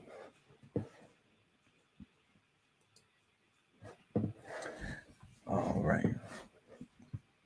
So in response, okay, so to this letter from Sean Combs and Charlemagne the God and these other black, entertainers, to this, I just wanted to let Malcolm X respond, because I love this clip from Malcolm X, who essentially just speaks on this idea of like black leadership and black celebrity leadership, to be specific. So let's just take a quick look at this clip, and then we will move along to some other stuff here.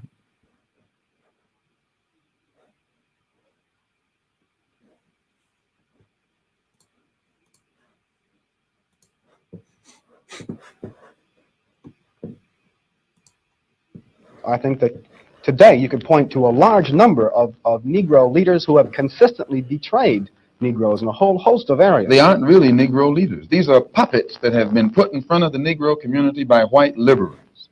These are parrots that have been put in front of the Negro community by white liberals. You can't name me a Negro leader who has been betrayed Negroes, who has not been endorsed, sanctioned, subsidized, and supported by the white liberals. Now, concerning the poll taken by Newsweek magazine, I think you said that this was the leaders who said that, who went with King and against Mr. Muhammad, around 90%. I just told you a little while ago, these leaders that they call leaders, this included Lena Horne, this included Dick Gregory, and this included comedians, comics, trumpet players, baseball players. Show me in the white community where a comedian is a white leader. Show me in the white community where a singer is a white leader, or a dancer or a trumpet player is a white leader. These aren't leaders. These are puppets and clowns that have been set up over the white community and over the black community by the white community, and have been made celebrities and usually say exactly what they know that the white man wants to hear. You'll find that oftentimes Negroes are as much on guard around Negro interviewers, who usually represent the bourgeois element of Negroes, as they are on guard around whites. Usually Negroes know that when this bourgeois Negro walks through the door, he is not doing something that he's initiated himself, but he's involved in something in which the white man is the absolute author of and has sent him to the Negro community for some information. And when they give that Negro some information, usually they give him the information that they want him to take back to the white man, because that's who he's going to take it back to. All right. So yeah, that's just Malcolm X weighing in there. I think that that's just, you know, a relevant, response and sort of take on these, you know, black leaders who are entertainers, and just this idea that, like, you know, when do you see, you know, white musicians being called white leaders and leaders in the white community? And it's like they always try to prop up these people as like leaders of us, and like Sean, you know, Puff Daddy and Charlemagne the God, when really it just hides the fact that they have a separate class interest from other black people. And so once you enter into that bourgeoisie class and that upper class, it's just that you cease to, you know, likely, you know, just the likelihood is you cease to still have a connection to the reality of the people that are living in, you know, working class backgrounds. You start to surround yourself with other bourgeoisie, and so that's what you end up with. And so it's just, we have to recognize when these folks are using identity as a weapon against us and not really, you know, they don't actually value it in the same way that we might be valuing it, when it's to say we would like representation, but only insofar as our values are upheld. And so you got to have some principles. All right. So moving along, I just wanted to remind folks about like who Kamala Harris was. So I just want to watch a couple of I'd like to watch this clip of Kamala Harris. And this is just her take on, you know, she thought it was kind of, you know, funny, I guess, to be locking up parents of truant students. So I just want to hear from her on this, and let's hear from her on it. And see what this is about.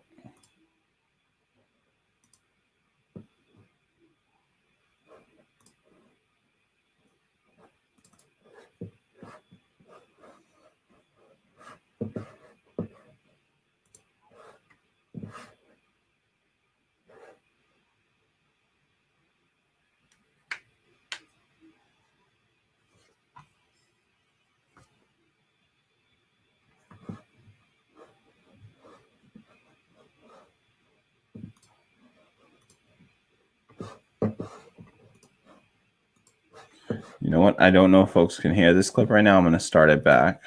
Sorry if that's unnecessary, but I just want to pull the clip up once more and make sure that it actually shares audio with you, because I don't think it was before. Sorry about that. All right. I would not be standing here were it not for the education I received. And I know many of us will say the same thing.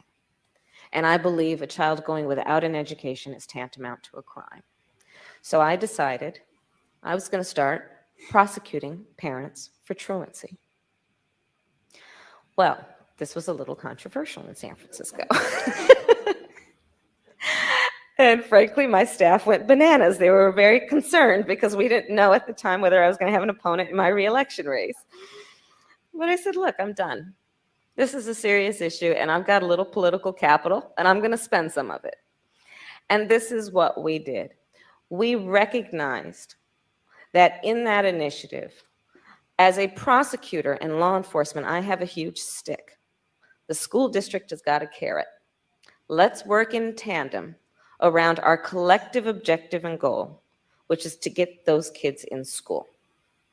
So to that end, on my letterhead, now let me tell you something about my letterhead. When you're the DA of a major city in this country, usually the job comes with a badge. And there is often an artistic rendering of said badge on your stationery.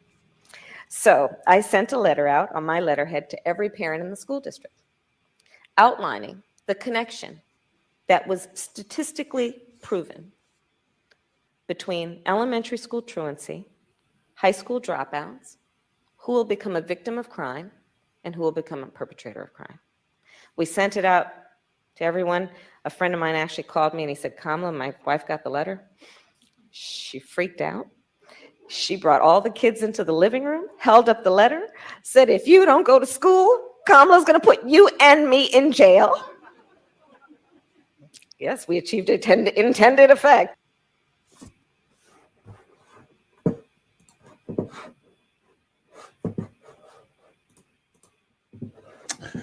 All right. So, I mean, could you imagine thinking that it's funny to, and saying, to point out the, we saw statistics that go from, middle school truancy to high school, dropout to, being a victim of crime to then being a perpetrator of crime. And could you imagine like having the systemic critique to then turn around and say, okay, so what we need to do then is, in order to stop that cycle, is to remove the parents who are probably working class people, who are probably working more than one job, likely to, raise a family and support a family, likely working at least one job full time, probably overtime, and maybe doesn't have the time to be, putting their child on the bus and all those sorts of things because, not through any fault of their own, but because simply they're just somebody that is trying to make ends meet and just doesn't have the time in today's society to be, looking after your kids when they're supposed to be at school. You assume they're at school and you would hope that they were at school, but you can't be there. It's not like you can be at home all the time and, possibly not even dropping your kids off.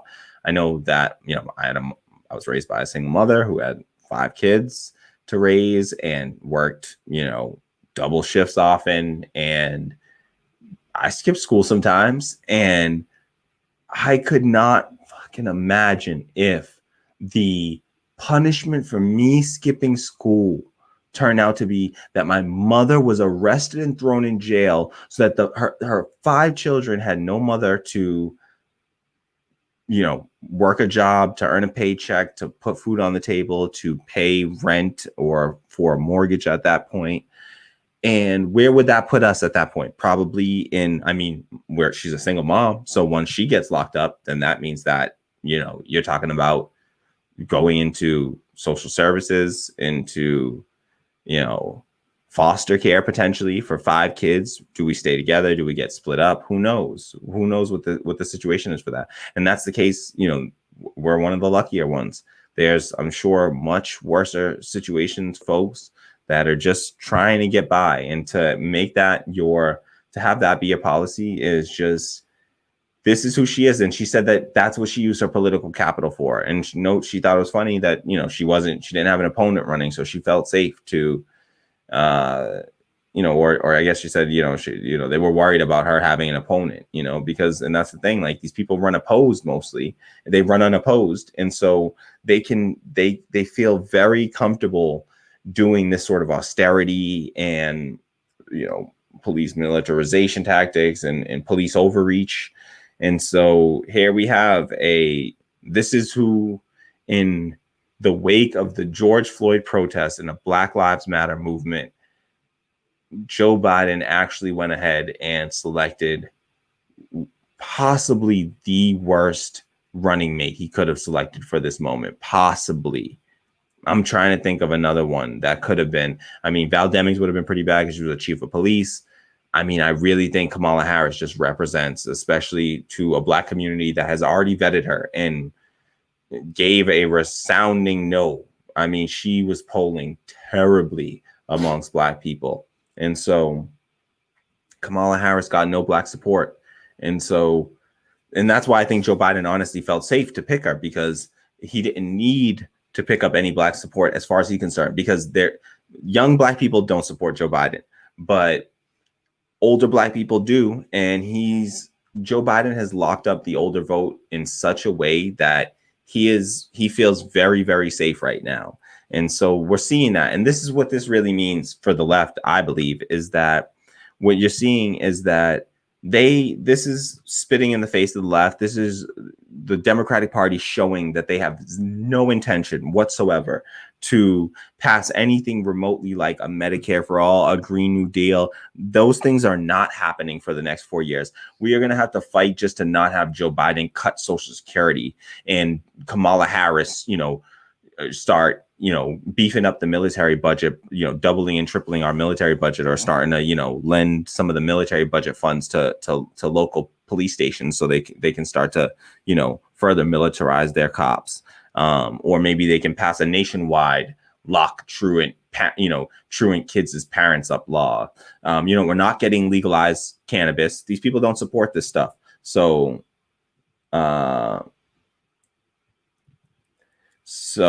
this is what we have. This is what we're stuck with here. And Mark McKeever says, these types of clips will unfortunately be fodder for Sump Pump's campaign. The misogynists are already out in droves all over social media. Yeah, absolutely. And there's some crazy stuff going on social media. I mean, I'll show you one thing that I saw here that I just thought was hilarious, that I'm just like, you got to be kidding me. Oh, sorry. Let me pull this up.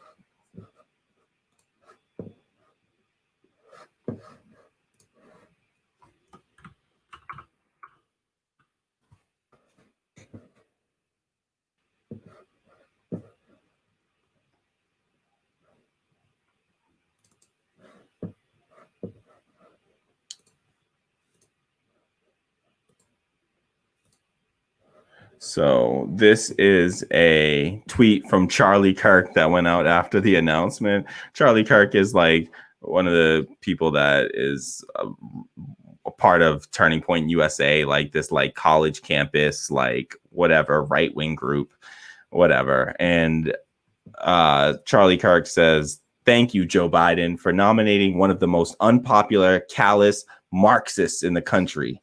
Trump's chances just improved dramatically.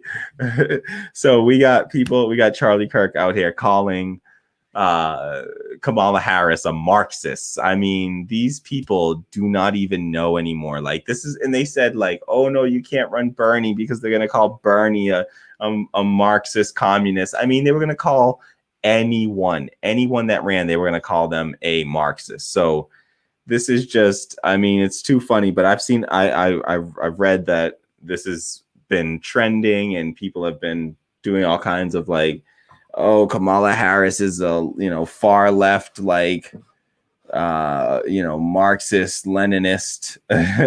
So that's what we're dealing with there. These are the kinds of people, these are the clowns that we're working with here. So Charlie Kirk for y'all. This is Charlie Kirk. Oh, yes, we got comment from Steve Alvarez. What's up, Steve? Thank you so much for being here. Thank you so much for the support, Steve. Thank you so much. Really appreciate you. Steve's one of the new Patreon supporters. So real huge shout out to Steve. Thank you so much for the support on Patreon. Really, really love you. Thank you so much. Thank you so much. Nothing but love. All right. I got a comrade here that says they love you too. All right.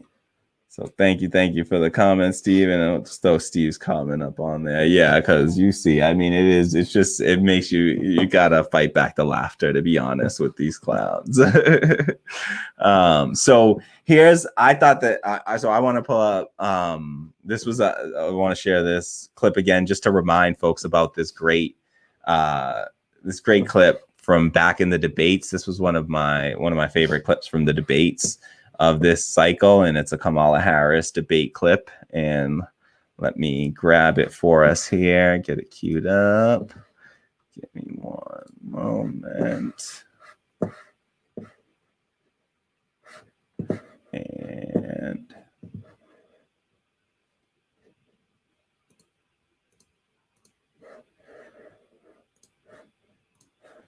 one more moment. Okay, here we go. So this right here is a clip of an exchange between Tulsi Gabbard and Kamala Harris from the debate. And I think that this was one of the best moments of the 2020 debates, to be honest. And we talked about Tulsi Gabbard in the last stream. X is actually our Patreon supporter and, a frequent guest here in the Radical Democracy chat. X/no name/_. Lives in Hawaii, gave us a little bit more background on Tulsi Gabbard and some of his thoughts on her. And I shared some of my thoughts, and I definitely am in favor of her anti-war stance. I think that she waffled on Medicare for all in a way that caused me to not be able to support her campaign, really. I mean, I was supportive of her campaign in general, but I wouldn't support her over Bernie Sanders. I supported Bernie Sanders and endorsed Bernie Sanders' campaign for Bernie Sanders.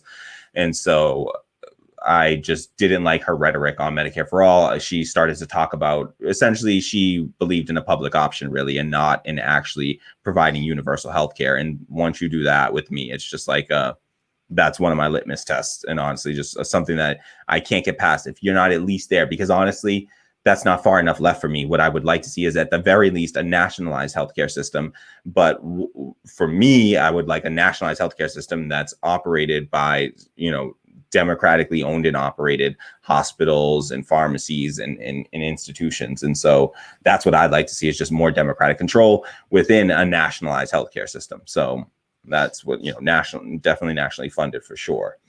So this was a great moment. This is Tulsi Gabbard, and she's just kind of putting Kamala Harris right where she belongs, and just taking her to task. So let's take a look at Tulsi Gabbard and an exchange between Tulsi and Kamala. And I think also just note Kamala's weak response to this and her lack of prowess as a debater, really. So just furthering my belief that she really brings nothing to the table other than her, just blind loyalty to Joe Biden, willingness to cater to whatever he believes in without standing for anything for herself. So let's take a look.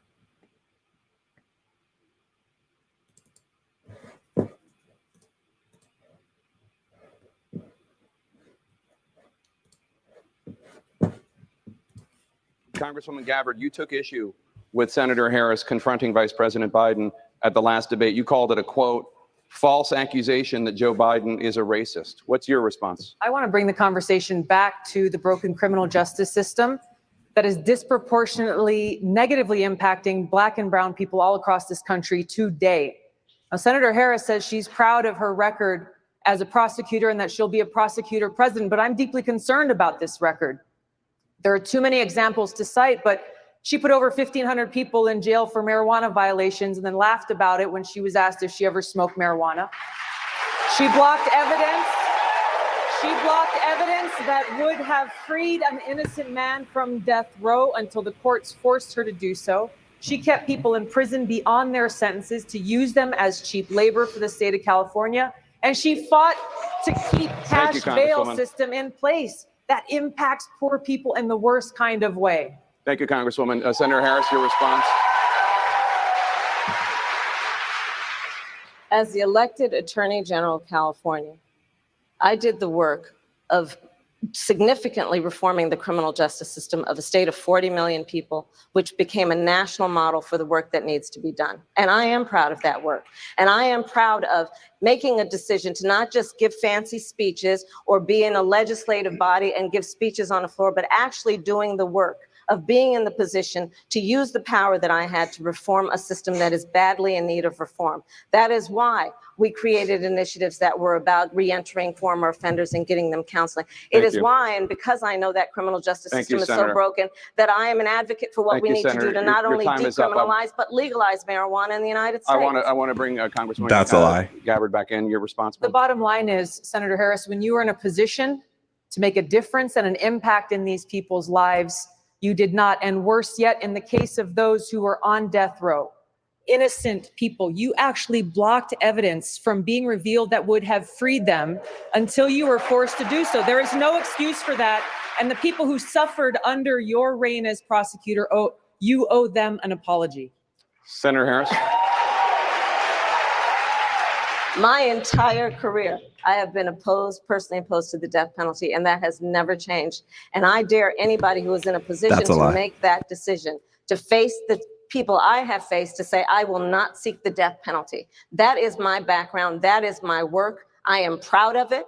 I think you can judge people by when they are under fire, and it's not about some fancy opinion on a stage, but when they're in the position to actually make a decision, what do they do? When I was in the position of having to decide whether or not to seek a death penalty on cases I prosecuted, I made a very difficult decision that was not popular to not seek the death penalty. History shows that, and I am proud of those decisions.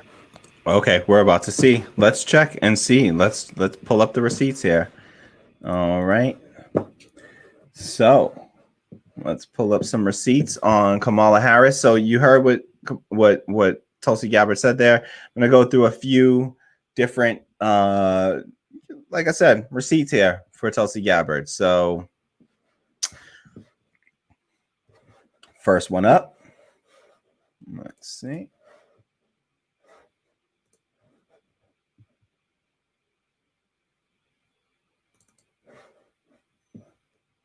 All right.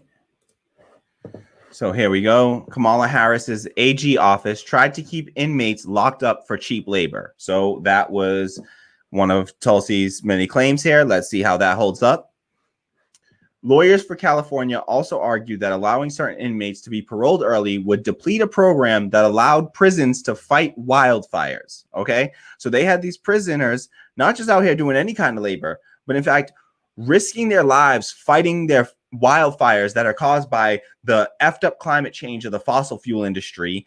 And you got prisoners out here working, doing slave labor, fighting fires, taking jobs away from, union jobs away from firefighters, or, taking away, fully paid, those are some of really, those can be some of the highest paid jobs, on average. And so the actual union jobs in firefighting, those are like $27 an hour. I think when I looked at the average in California.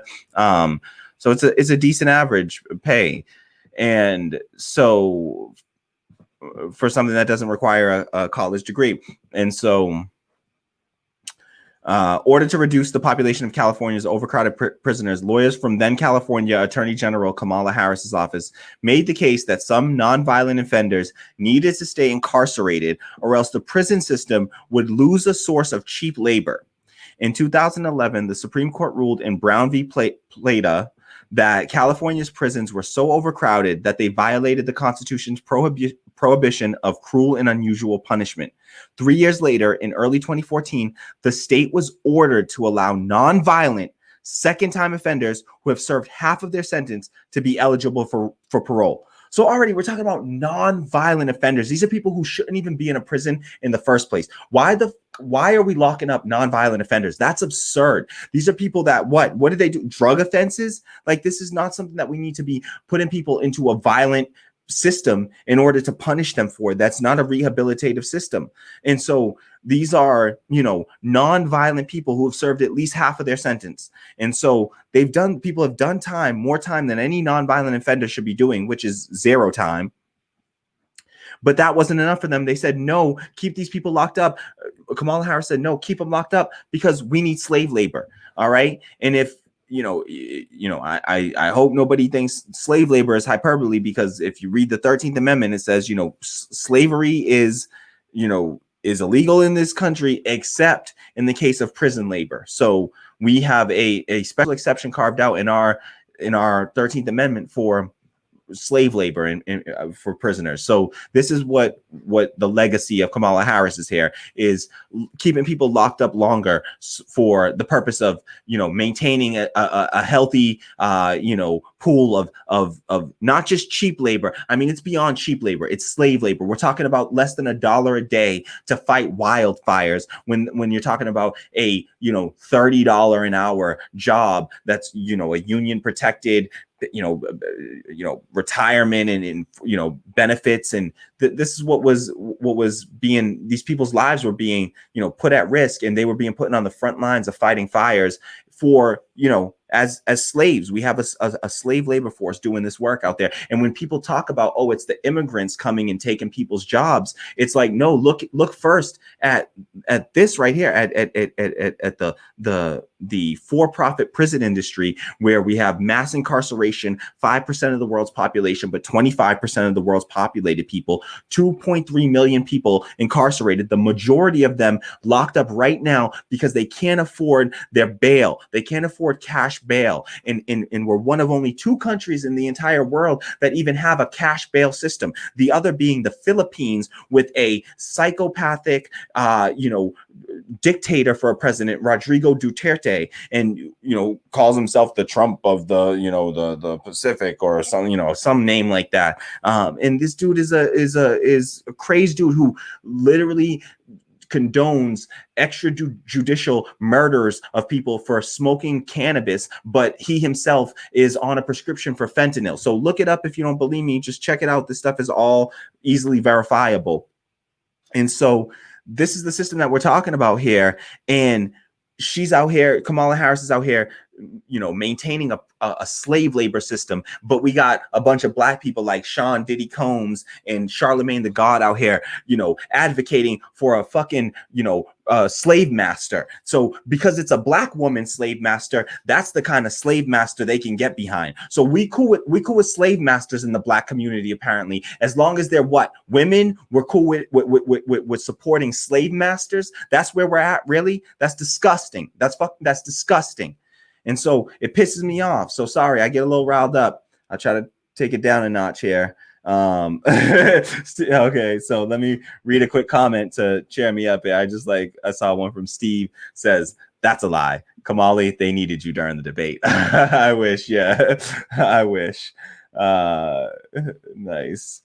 I like this one from Steve as well. Tulsi Gabbard, I ain't wrong all the time. Nice. But yeah, so this is what we're working with here. This. So let's check some more receipts here. I got some more receipts here. So let's check out more on Kamala Harris here. Get you the next one here. And this is on Kamala Harris says that she's never supported, she's been, against the death penalty her whole career, she said. So let's see, how that holds up. All right. So this is from ABC News from August 21st, 2019. And it's titled Kamala Harris's Dual Roles, Mixed Record with the Death Penalty. So Kamala Harris has a varied record on the death penalty despite her claims. And you'll see how, this is ABC News. This is a corporate outlet. So the framing is going to be from a neoliberal framing. And so you can already see they frame it as a varied record on the death penalty. Just call her, say that she lied. She lied about her record on the death penalty. She lied. And so I'll just skip past, I don't need to go over it. Sure, she's had some cases where she's done well, but remember what her stance was. She's always been against the death penalty. So let's see.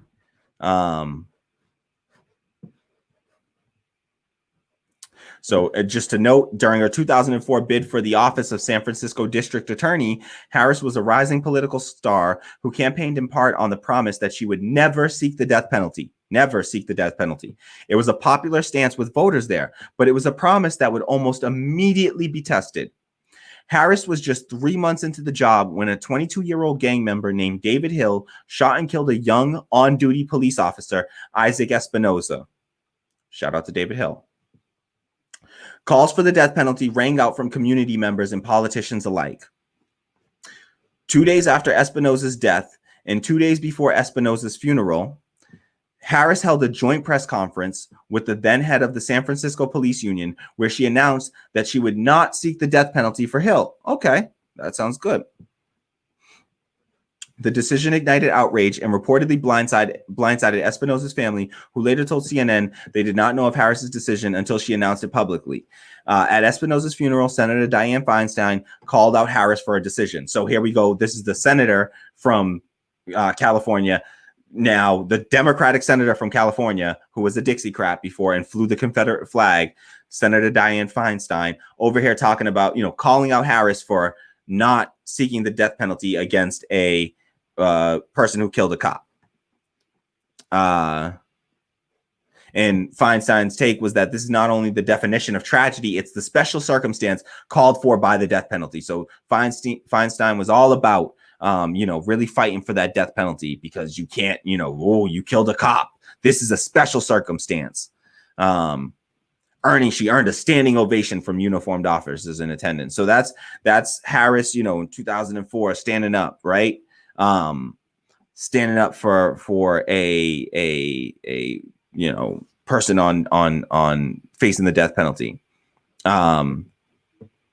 So now, though, we go on to 2010, when Harris had ascended to a larger political stage, becoming California's top prosecutor. So now it's no longer San Francisco's prosecutor, where she locked up over 1,500 people for cannabis as the prosecutor in San Francisco, of all places, liberal San Francisco. But we see that capital punishment has long been a divisive issue statewide. Polling currently shows that 61% of Californians support the death penalty as a possible punishment for serious crimes. I disagree with them, just based on the simple fact that we get it wrong sometimes, and I'm not going to. I can't condone getting it wrong once. And if we have a system that's not 100% accurate, then I'm not. I can't support it. So. And it costs a lot of money. So economically, it's not efficient because of all the pails and all that sort of stuff. And then I think on the left, we should also just kind of have a path to redemption for people and really try to offer a path towards redemption. And so on that note as well, it's something that I've been innately not really believed in. And then through the statistics, it's just confirmed what I already kind of lean towards. And so, yeah, I just don't believe in the death penalty. Let me know if you disagree with me in the comments. So the case that Gabbard may have been referring to on the debate stage, and this is referring to now that clip that we just watched. So the case that Gabbard may have been referring to on the debate stage was that of convicted murderer Kevin Cooper, who was sentenced to death for a quadruple homicide in San Bernardino, California in 1983. When asked by ABC News whether Cooper's case was what Gabbard was referring to during the debate, an aide for Gabbard's campaign said that Cooper was one of the names of people Kamala Harris tried to keep in prison, even though there was evidence to suggest they might be innocent. So that was an aide for Gabbard's campaign. So the aide also listed the names of other individuals who are not on death row and not discussed in this reporting. So they were just kept in prison, even though they weren't on death row, but she kept them in prison, even though there was evidence suggesting that they might be innocent. So this was just one of the most egregious, because it was a death row inmate. So, and still is a death row inmate, by the way, Kevin Cooper. So Cooper was convicted of killing a couple, their young daughter and her friend, a young boy who was sleeping over at the family's home in Chino Hills, California. The couple's 8-year-old son survived the attack and was found with a knife wound across his neck. During the sentencing phase of the case and in later appeals, Cooper's attorney alleged that evidence had been tampered with or manipulated, and the defense argued that the description of the attacker offered by the only surviving victim did not resemble Cooper. The then 8-year-old victim said in his videotape testimony that he believed the 3 men who had visited his home earlier that night could have been the attackers, but did not testify that multiple people were present during the attack. Okay, the victim would later testify before a court against Cooper. What followed was a lengthy battle by Cooper's attorneys to appeal the case first to state courts and then to the Ninth Circuit of Court of Appeals. So I'm gonna show you something that details this without their effed up framing that they have here. So I'm going to show you something that doesn't use their framing about this case that shows it from a different light. So suffice to say, so in 2009,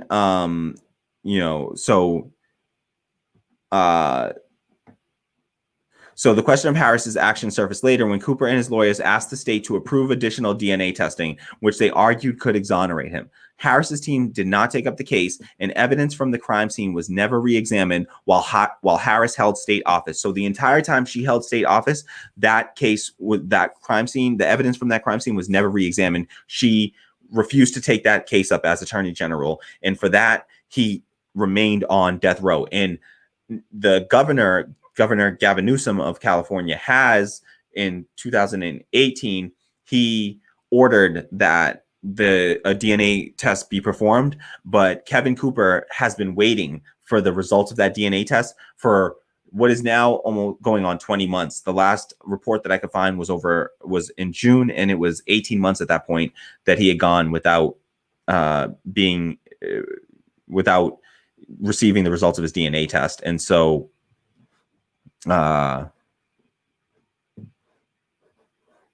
yeah, this seems like something that could definitely be done and handled at this stage. So he still remains on death row. So let me just show you one other, take on that. This is somebody wrote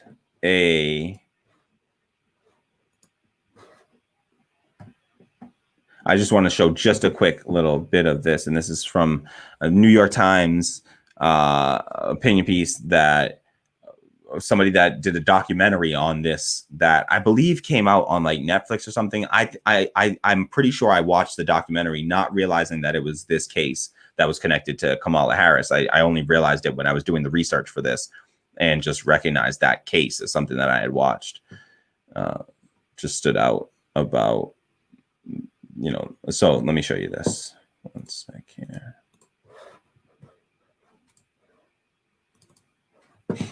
All right, so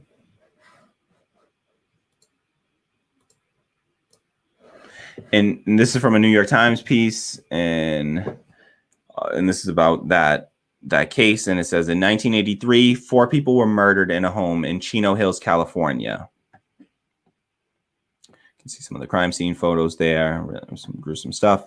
The sole survivor of the attack said 3 white intruders had committed the murders. So the sole survivor of the attack, that young boy, they say, said 3 white intruders had committed the murders. So even though in the framing of the ABC article, it claimed that the boy had only said that those kids were, that those intruders were there earlier, no, it seems from this framing that no, that young survivor actually said though that those intruders had committed the murders.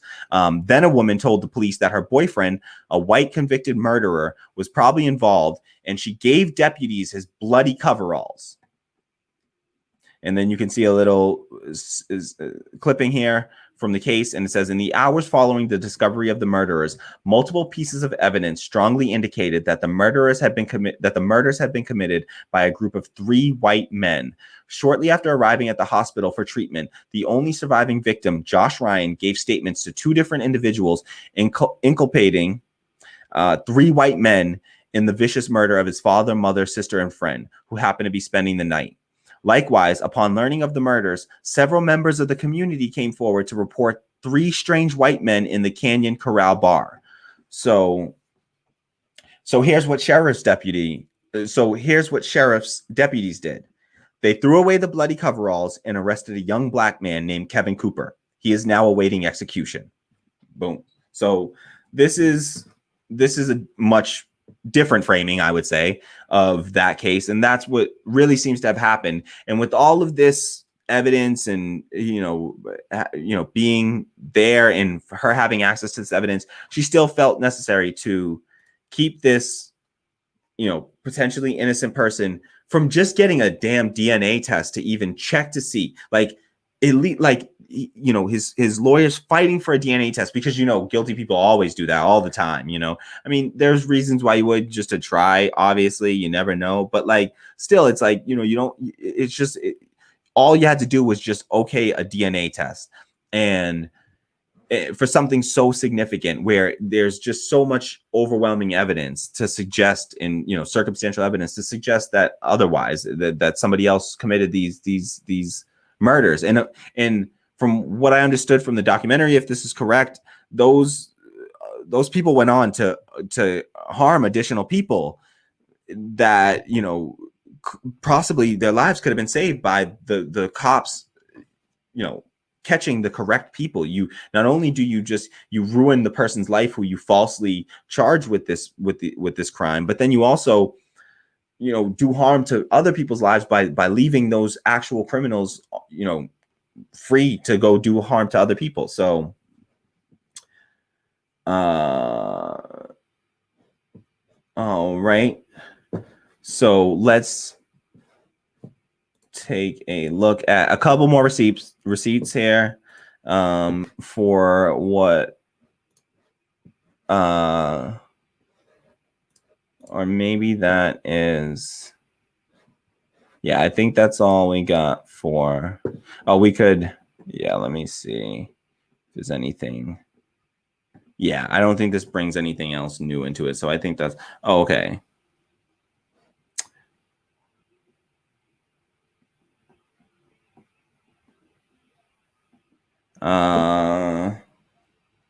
Yeah, I don't think that we have to do any more on that. So let me read a few comments here. Mark McKeever says 92 subs, race to 100. Yes, please do me a favor. If you haven't already, do me a huge favor, and please like and subscribe to the channel. We are at, last I checked, we were at 92 subscriptions. Maybe Tammy can check it out and let me know if anything's changed. But we were at 92 subscriptions last I checked, and we're really working hard to get to 100. So if you can share this out, share this stream far and wide, share the clips far and wide. And just, if you know anyone, if you know anyone that is on the left and would be open to hearing these kinds of discussions, then please do me a favor and share the stream with them and ask them to subscribe, and just let them know we're trying to grow the channel. We're starting out from the bottom up, from nothing.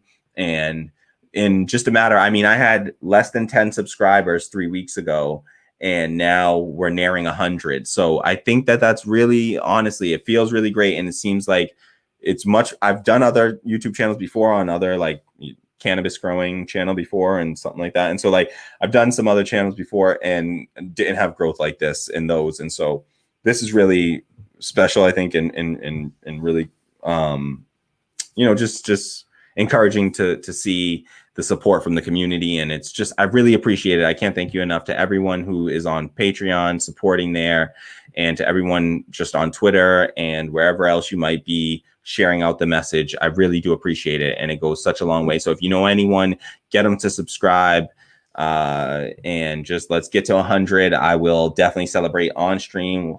Do a little, I hope, if I see when I'm getting close to 100, I'll definitely go live and be live when I'm getting close to 100. I'll dance for y'all. No, I won't actually. I will never do that. But I will do a little shimmy. I'll do a little shimmy when we make it to 100. So let's make it to 100 though. Really share this thing out, and we are going to grow, and it's going to be like 100 next week, and then like 1,000 like in a few months, and then like 100,000. Here we come, and we'll all, my goal is to bring everyone along for the ride, and hopefully make this a community project where I'm really collaborating with the community, maybe bringing on guests from the community, because I want to talk to working class people and just folks that are just living life and just connecting and hearing from the people. And also just eventually I want to get phones working, so where folks can call in and we can take some calls and get folks, discussing that way, because I think, I'm the kind of person that I'm not much of a writer, but I like to talk, as you see. And so I would be more open to like calling sometimes than typing in or writing in or emailing in for me personally. And so I want to open up lines of communication to the community and just have the community as involved as possible. I've been getting help from the community on things like logo design and stuff like that. Just folks that are volunteering and helping out. This isn't like, I'm not making money really off it. We're up to $32 a month on Patreon. The goal is to get to 100 ASAP. I set the goal, to be by the end of August, even though I think that that's a really ambitious goal. But I do plan to make the announcement about this channel to some friends and close friends and folks I consider family, and let them know, and hopefully pick up some support from folks close to me who don't even know that I'm doing this right now. And then, just continue with the support from the community and let that hopefully continue to grow and get some help from wherever we can. And had some folks reach out and talk about, doing some more collaborating and helping out and volunteering in ways that they can. And it's really moving, and I just appreciate it so much. And I'm really looking forward to it. Honestly, I'm like really excited to make that happen and to engage with the community in that way. So, my goal is to build a democratic workplace from the ground up, and to try to really make that my fight against capitalism by really building a anti-capitalist, workplace and work environment where it's not just, it's truly socialist and democratic, and allowing people to have a democratic say and control over what all those major decisions that happen, the folks that are contributing and giving up their time and energy and effort. I wanted them to be able to participate democratically in the growth of that business. So we'll definitely, figure that out as we go and make that happen. And that's the goal always. So you're helping to make that happen whenever you contribute, and definitely, putting the financial support behind it is like, it's just massive. My Patreon is down below. You can see, and you can see Steve says, "Yo, Mark, that's the goal." Yes, it is. Thank you so much for all the support, y'all. Really, the goal is to get to that 100. And so please, do whatever we can, whatever you can. And I'm doing whatever I can to try to grow the channel and get that support.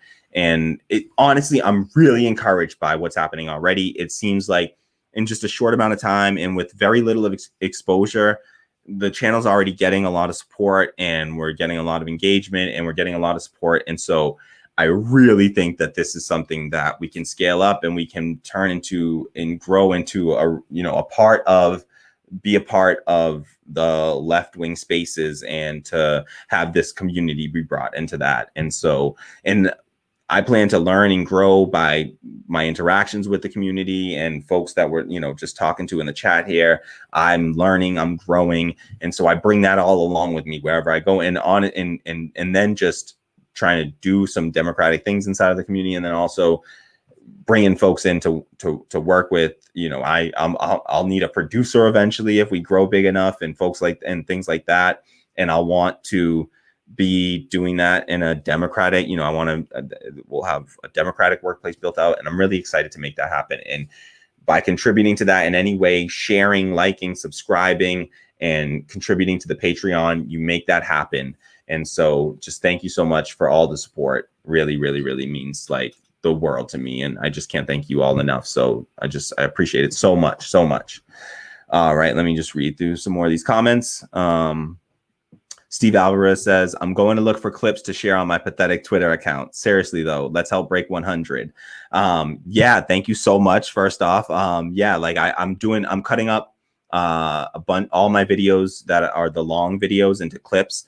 This one might be a tough one to cut up. I'll see what I can do, but these sort of one topic kind of videos don't really work for it. More so like the full episode videos where I do research on a bunch of different topics and then I present all those topics. Those are much easier to clip up. So I'll try to pull some clips from this, but this is a much harder piece to like clip up. I have to do a lot more work to sort of go in and find out where the hell like things can be clipped from. So the episodes are much more designed for that. And so I'm trying to do all the work to kind of like, you know, it's I have to do the live streams, and then I have to, and now I need to start like recording the video in addition to doing the live stream, which I didn't do today, but I'm going to start to do so I can get a higher quality video when I upload, so that I'm not uploading it to 720p. I want to upload it to 1080p. And so like but it requires even more technology. And so like, I might have to, you know, I have a second computer that I can use and like stuff like that. So I'll see what I have to do to make this happen, and to get, you know, just keep increasing the quality and the quantity. Hopefully,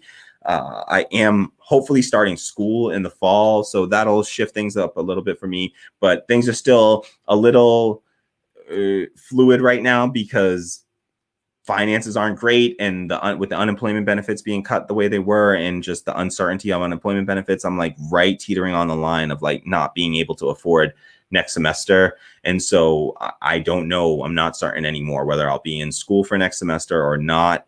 And so I'll either, it all depends sort of where that, whatever happens with that. So it's just a stupid, you know, like financial thing. And so I'll see whatever happens. So, you know, please support the Patreon, and hopefully, you know, it's not going to be enough to help me get to college, probably not in time, but you know, helping to support will at least grow it in a way that it makes it so that I don't have to feel terrible that I failed at that, and that I'm not going to be able to do that. And then maybe this will be a viable thing for me at that point.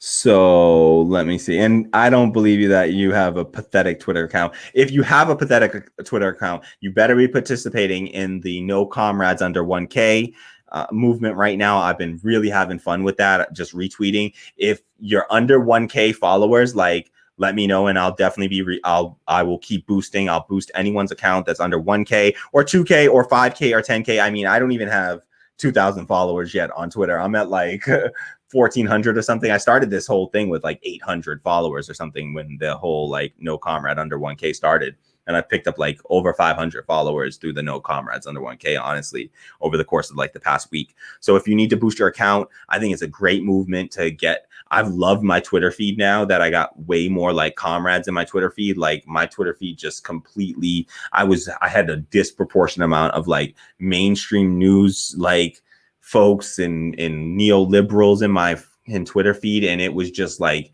it was becoming just frustrating space to be in sometimes. So really, I love the new Twitter feed, just having all the comrades following all these comrades, and just folks that are real left-wing, leftists. And so if you aren't participating and you do think that your Twitter account needs a boost, you should be participating in that No Comrades Under 1K, and I'll boost the hell out of you. And so just tweet at me and say I need a boost or something, or I'll just try to go and boost everyone from the show. I know most of whoever's following me on Twitter, I know most of your handles if you're like communicating with me. But let me know if I don't know your Twitter handle, drop it in the comments or something, and I'll boost you.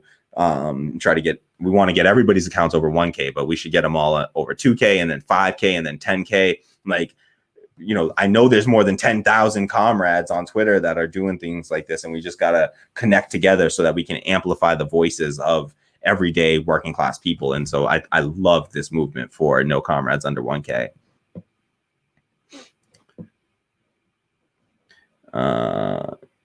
On that topic, I just saw that Steve Alvarez says, "Word, I didn't know No Comrade Under 1K was a thing. I saw it, but I thought it was just one person." No. Yeah, it's a really awesome, it's like the most fun I've had on Twitter in ever.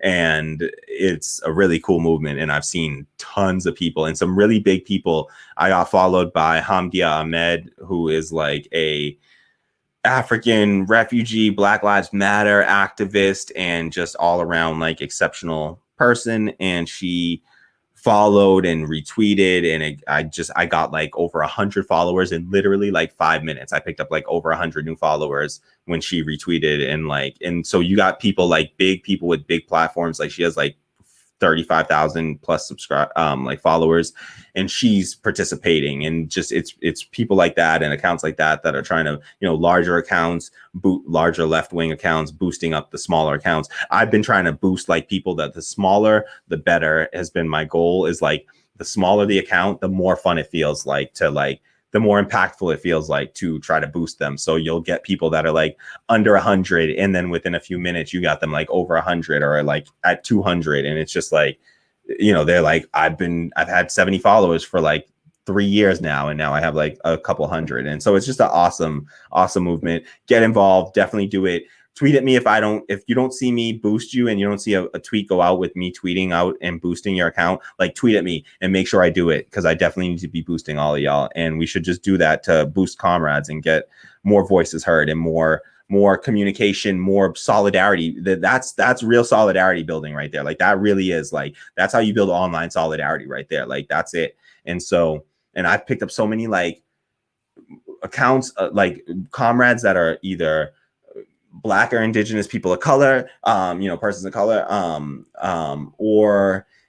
or queer accounts, like trans and queer accounts. That I think is just amazing. Like I need to be more connected into these communities, and I've wanted to for so long. And so this is really giving me an opportunity to sort of connect into all these different communities, and it just feels really good. So it's a really cool movement, and it's exactly the kind of thing I think that we need to be doing on the left to build solidarity and try to unite the left. And I mean, I got anarchists, communists, socialists, and some social democrats on there that are like, hey, is it cool if I jump in on this? Like, I don't know about socialism yet, but I just want everybody to have healthcare. And I'm like, cool, we'll get you over there. We'll bring you along. Don't worry. Just come in, step in, get your feet wet. The water's warm. And then we drag them all the way left. All right. We got them. All right.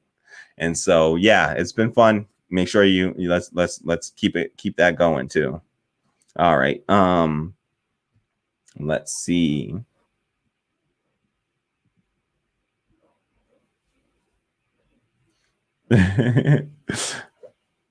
All right, let's see some more of these comments.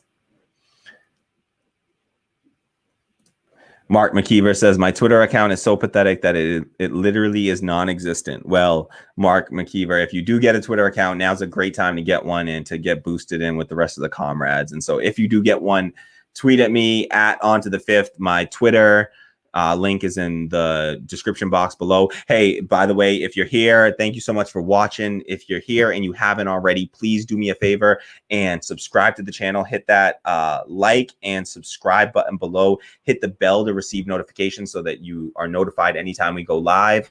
And if you can afford it, please do me a favor and head over to patreon.com/radical democracy. Again, there's a link at the bottom of the description box, although I might have not updated the description box for this one, but I think I did. I'm pretty sure I did. Link should be in the description box below. But if you don't see a link there, just go to patreon.com/radical democracy. And please do me a favor and drop me, a few dollars a month. It will make a world of a difference. If you know anyone else that can support the cause, that can afford to spare a few dollars a month, please, send this out to them.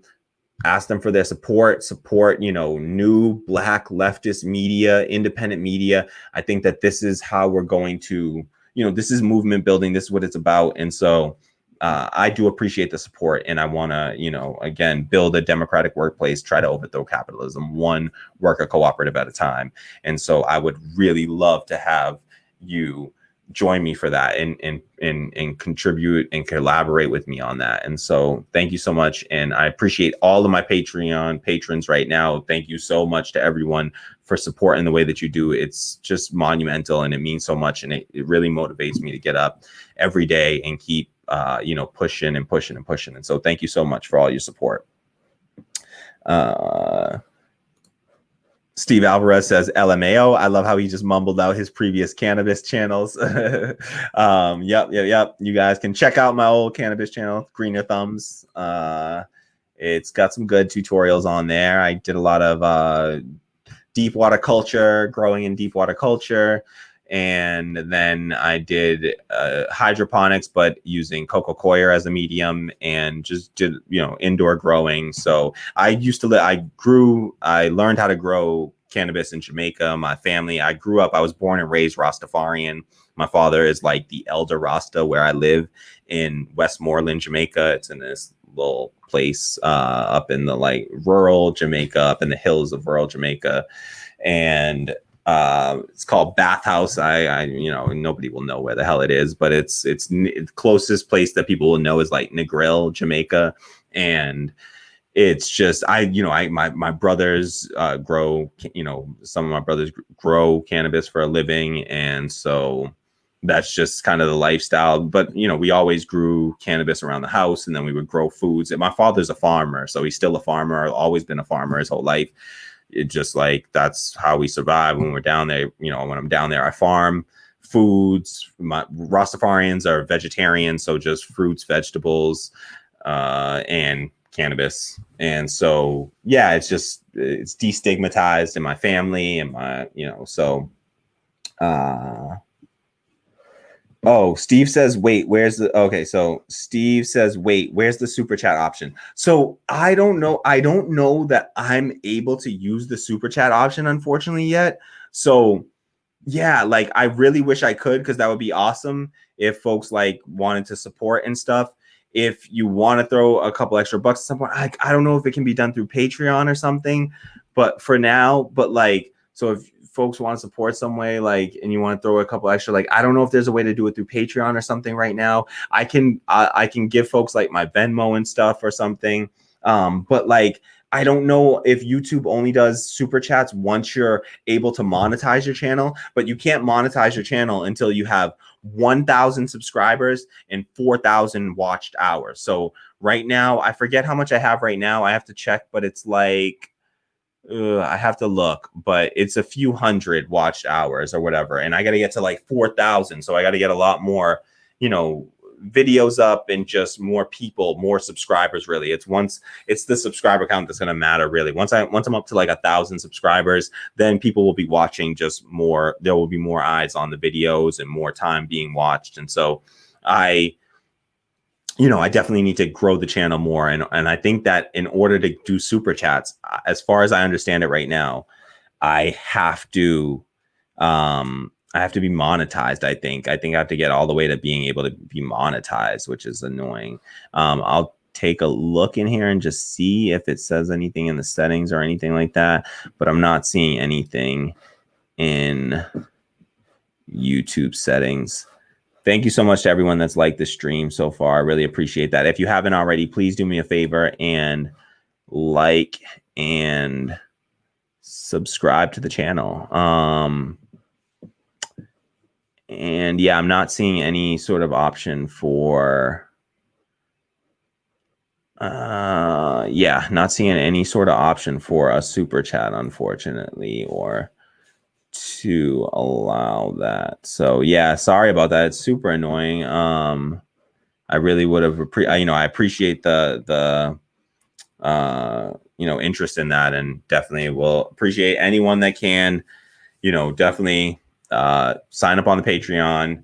You can sign up you can do more than $10, but I don't do any more than you can afford ever. Don't ever do more than you can afford. But I have only tiers up to $10, but I think you can just contribute whatever you want every month. And like, I wish there was like a one-time thing on Patreon. I'm sorry for not knowing this stuff. But yeah, you can do more than the 10 if you can afford it, but only if you can afford it. And seriously, like, if you can't afford it, don't worry about it. I don't want to pressure people. We'll grow the channel. I promise you. Just keep on sharing this thing and sharing it to people And I, like, from what I've seen so far, if more people see it and know that it exists, it's just that nobody knows it exists right now. Once people learn and know that it exists, from what I've seen, folks enjoy the stream, and we've just from the small community that we have so far, and just from like, because I haven't done like some crazy advertising or promotion or anything like that of promoting the channel. It's just been really small, grassroots, organic growth for the channel, and it's already growing pretty fast. So yeah, thank you so much for the suggestion, Steve. And I will look more into it and see if there's anything that I can do. I'll also try to like grab just like, I have only like my personal Venmo or whatever, but like I can set up like a, one for like Radical Democracy and have like a Venmo for that, so that I can take any kind of like on the spot contributions if anyone feels like, hey, tip this brother for this stream or something like that, because it is appreciated. It's hot as hell in this room. I can't run my AC or my fan. when I'm doing the stream because the noise, and so it gets hot up in here. So yeah, I'm definitely working for this. So let's see. Let me just read some more comments here. Steve Alvarez says, LMAO. I love how he, okay, yeah, but we saw that. Skeptical Mantis says, this election is a joke. Yes, I agree with you 1000%, Skeptical Mantis. Thank you so much for chatting and for leaving a comment here. Sorry it took me so long to get to your comment, but I agree with you 1000%, Skeptical Mantis. This election is an absolute joke. This is just a travesty. You got just, corporate-owned capitalists, just stooges, one against the other. You got just two Republican tickets, and they're playing this gross identity politics game that just makes me sick to my stomach. Luckily, I think that Black folks are resisting the pandering, but I think that there's still, because Obama, I think a lot of people that would have maybe been susceptible to it before recognized after Obama that like the identity politics shit is for the birds, and like they will use that against us. They will try to give us just that. They will give us only identity and nothing more, nothing substantive, only identity. And so we have to be very careful about that and make sure that we, especially when we use like it as like Black folks, like I went in on Kamala when they announced, like, you can check my tweets going back, like I'll find some and like retweet. You can check my tweets from like 2017. I was like gearing up to be like, listen, y'all, we can't do this with Kamala in 2020. Like, I got tweets from back then that are like, yo, let me start going in on her record right now so that I can start to lay the groundwork for like the foundation for like why we cannot be doing this, and why I'm going to use my Blackness to shut down the white liberals that will go out there and be like, attacking white comrades that are going to be like, fuck Kamala Harris, rightfully so, for her terrible record. But then, other white folks will sit there and call them out for being white and be like, oh, you don't have a right to speak on this. You have no opinion on this. That's when I love to slide on up in there and be like, oh, for real though? Well, what about me? I'm Black. Do I get to talk about Black? Them not using, I don't care about a Black candidate if they're a Black neoliberal corporate, backed establishment candidate, that I can speak out against that and not be, they tried to erase us with like the whole Bernie bro narrative, and they tried to erase as many, Black people and women from the movement. And so, yeah, just, shout out to Skeptical Manus. Thank you so much for commenting and for being here. Honestly, would love to hear more from you, because I like what you got to say here. The election is an absolute joke and a sham. And it's just like, nothing's going to, I love I should pull up the, you know what? I'm going to pull up the George Carlin.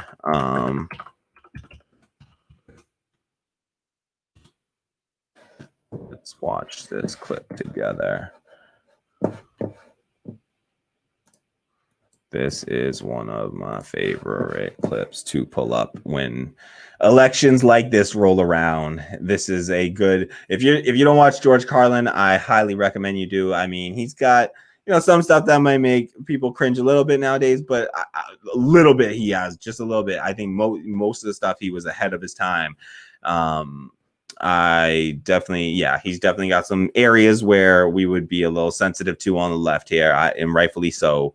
But outside of that, that very limited, narrow area where he's problematic. I think that for the most part, Carlin is a just left-wing political, and comedic genius, and should be watched and listened to, and really have his words like dissected and understood as like, this is real information he was given to the left and shit. So let's check this clip out here, just in reference to what Skeptical Manus said here about the election as a joke. This is how I feel about this election. Not quite, because we'll see from the clip, but I don't take it to this extreme, because I'm still going to vote, but we'll see. This is George Carlin on why he doesn't vote. So.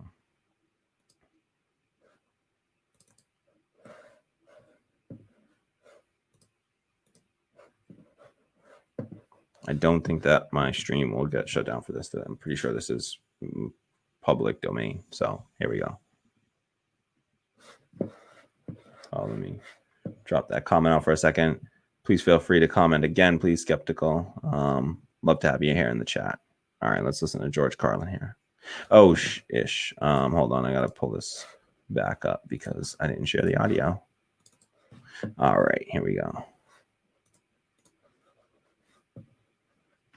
One thing you might have noticed I don't complain about. Politicians. Everybody complains about politicians. Everybody says they suck. Yeah. Well, where do people think these politicians come from? They don't fall out of the sky. They don't pass through a membrane from another reality. They come from American parents and American families, American homes, American schools, American churches, American businesses, and American universities, and they're elected by American citizens. This is the best we can do, folks. This is what we have to offer. It's what our system produces. Garbage in, garbage out. If you have selfish, ignorant citizens, you're going to get selfish, ignorant leaders. And term limits ain't going to do you any good. You're just going to wind up with a brand new bunch of selfish, ignorant Americans. So maybe it's not the politicians who suck. Maybe something else sucks around here, like the public. Yeah, the public sucks. There's a nice campaign slogan for somebody. The public sucks. Fuck hope. Fuck hope. Because if it's really just the fault of these politicians, then where are all the other bright people of conscience?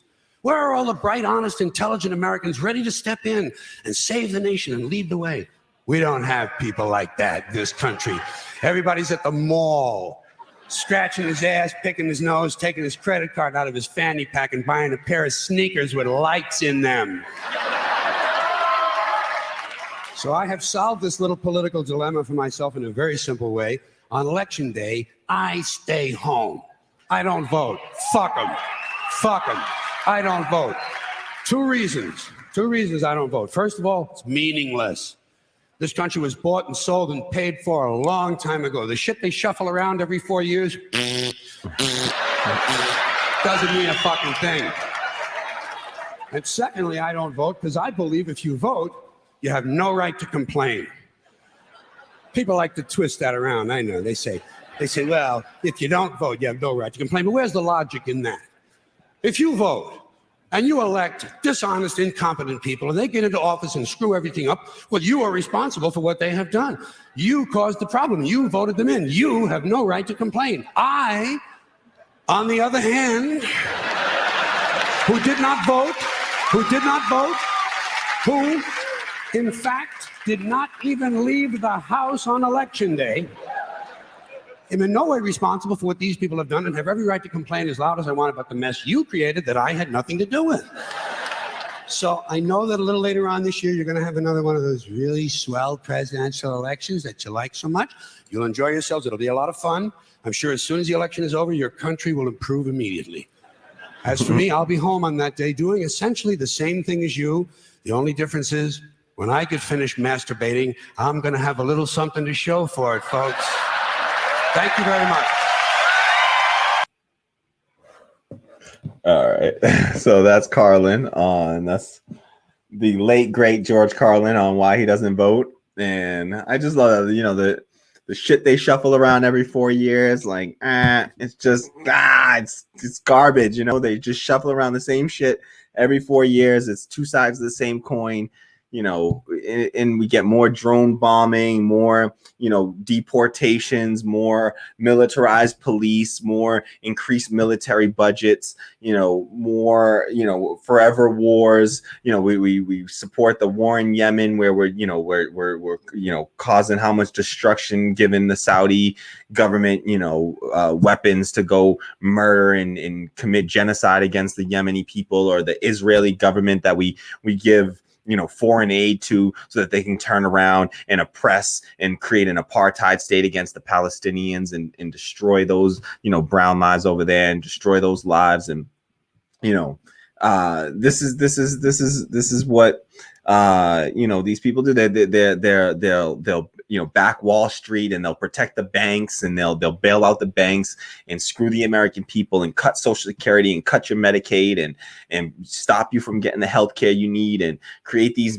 convoluted systems. And it's all garbage, right? It's garbage in, garbage out, right? That's what we got. We got garbage in, garbage out.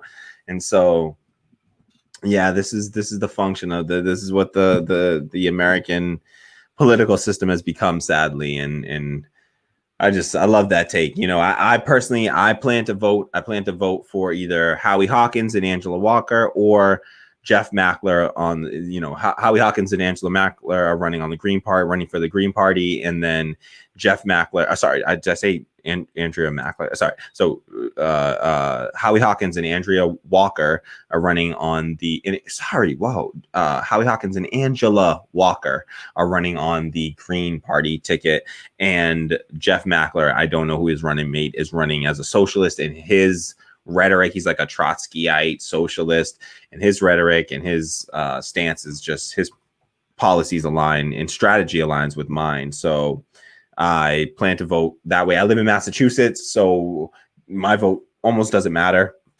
So Joe Biden's going to win Massachusetts. It's just a foregone conclusion, and so he'll get all the electoral votes from Massachusetts. So whoever I vote for will not matter, will not have any significance weight outside of the fact that I can actually vote my values and make a statement with my vote. And that's the only value that my vote has, is to make the statement that, I will not be co-opted by the Democratic Party or taken for granted by the Democratic Party any longer. And so that's just that. All right. So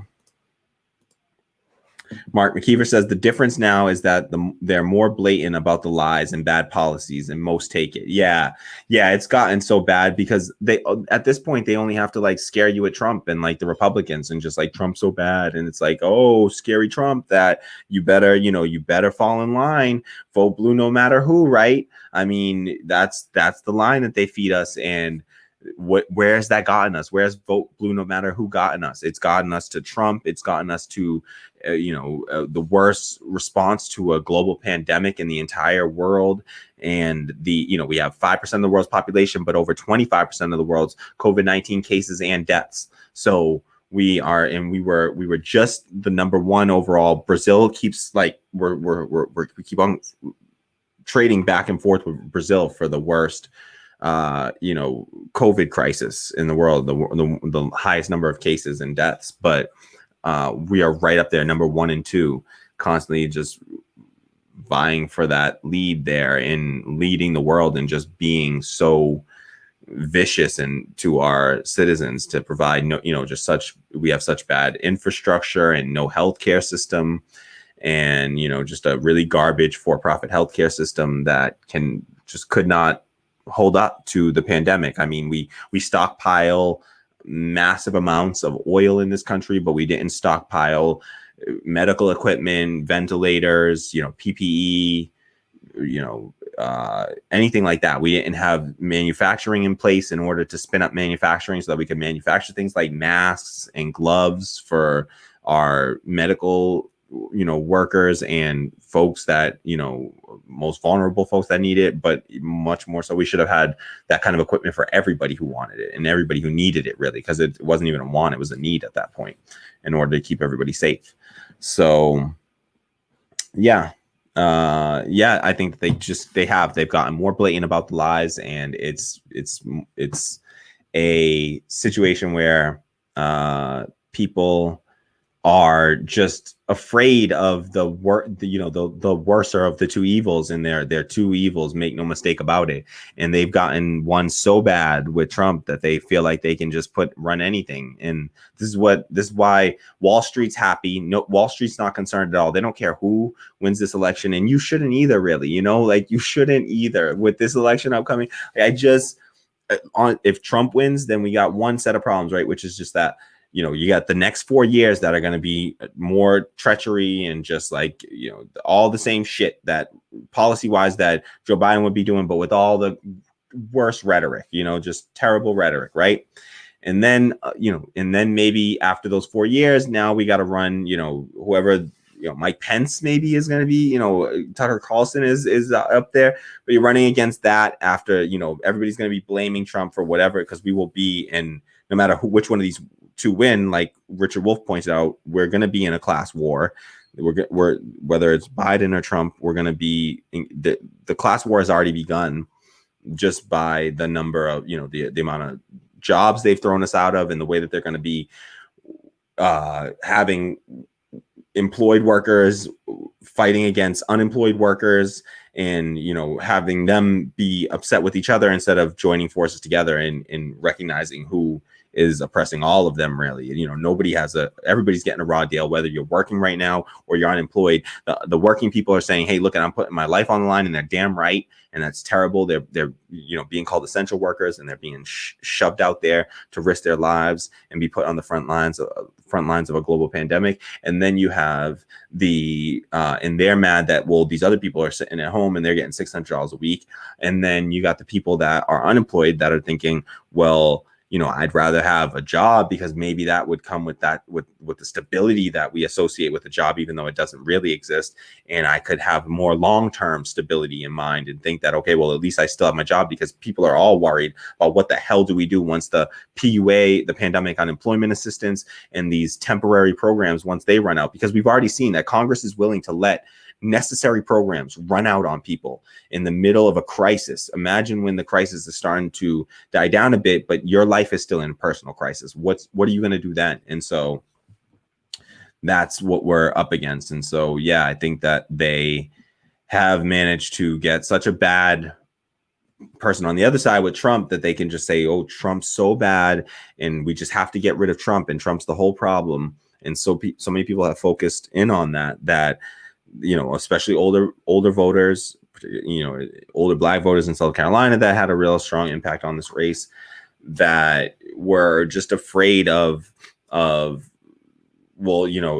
just so repulsed by Trump and his rhetoric that they are looking for what they're calling a return to normalcy, which is literally like blue MAGA. It's like blue Make America Great Again. It's the Democratic version of Make America Great Again. Return to normalcy. Returning to anything. Why would we ever want to go back to that normal? That normal is what led us into this moment. Why do we think that it won't lead us back there? That's that saying that gets falsely attributed to Einstein, but I think it's still a good saying, which is that the definition of insanity is doing the same thing over and over and expecting a different result. We can't keep on doing the same thing, running these corporate Democrats and these neoliberals and putting these neoliberals in power and expecting something different from them. We're going to get more of the same. It's going to be more drone bombs and just more, forever wars, more, militarized police, more increased defense, military budget, more,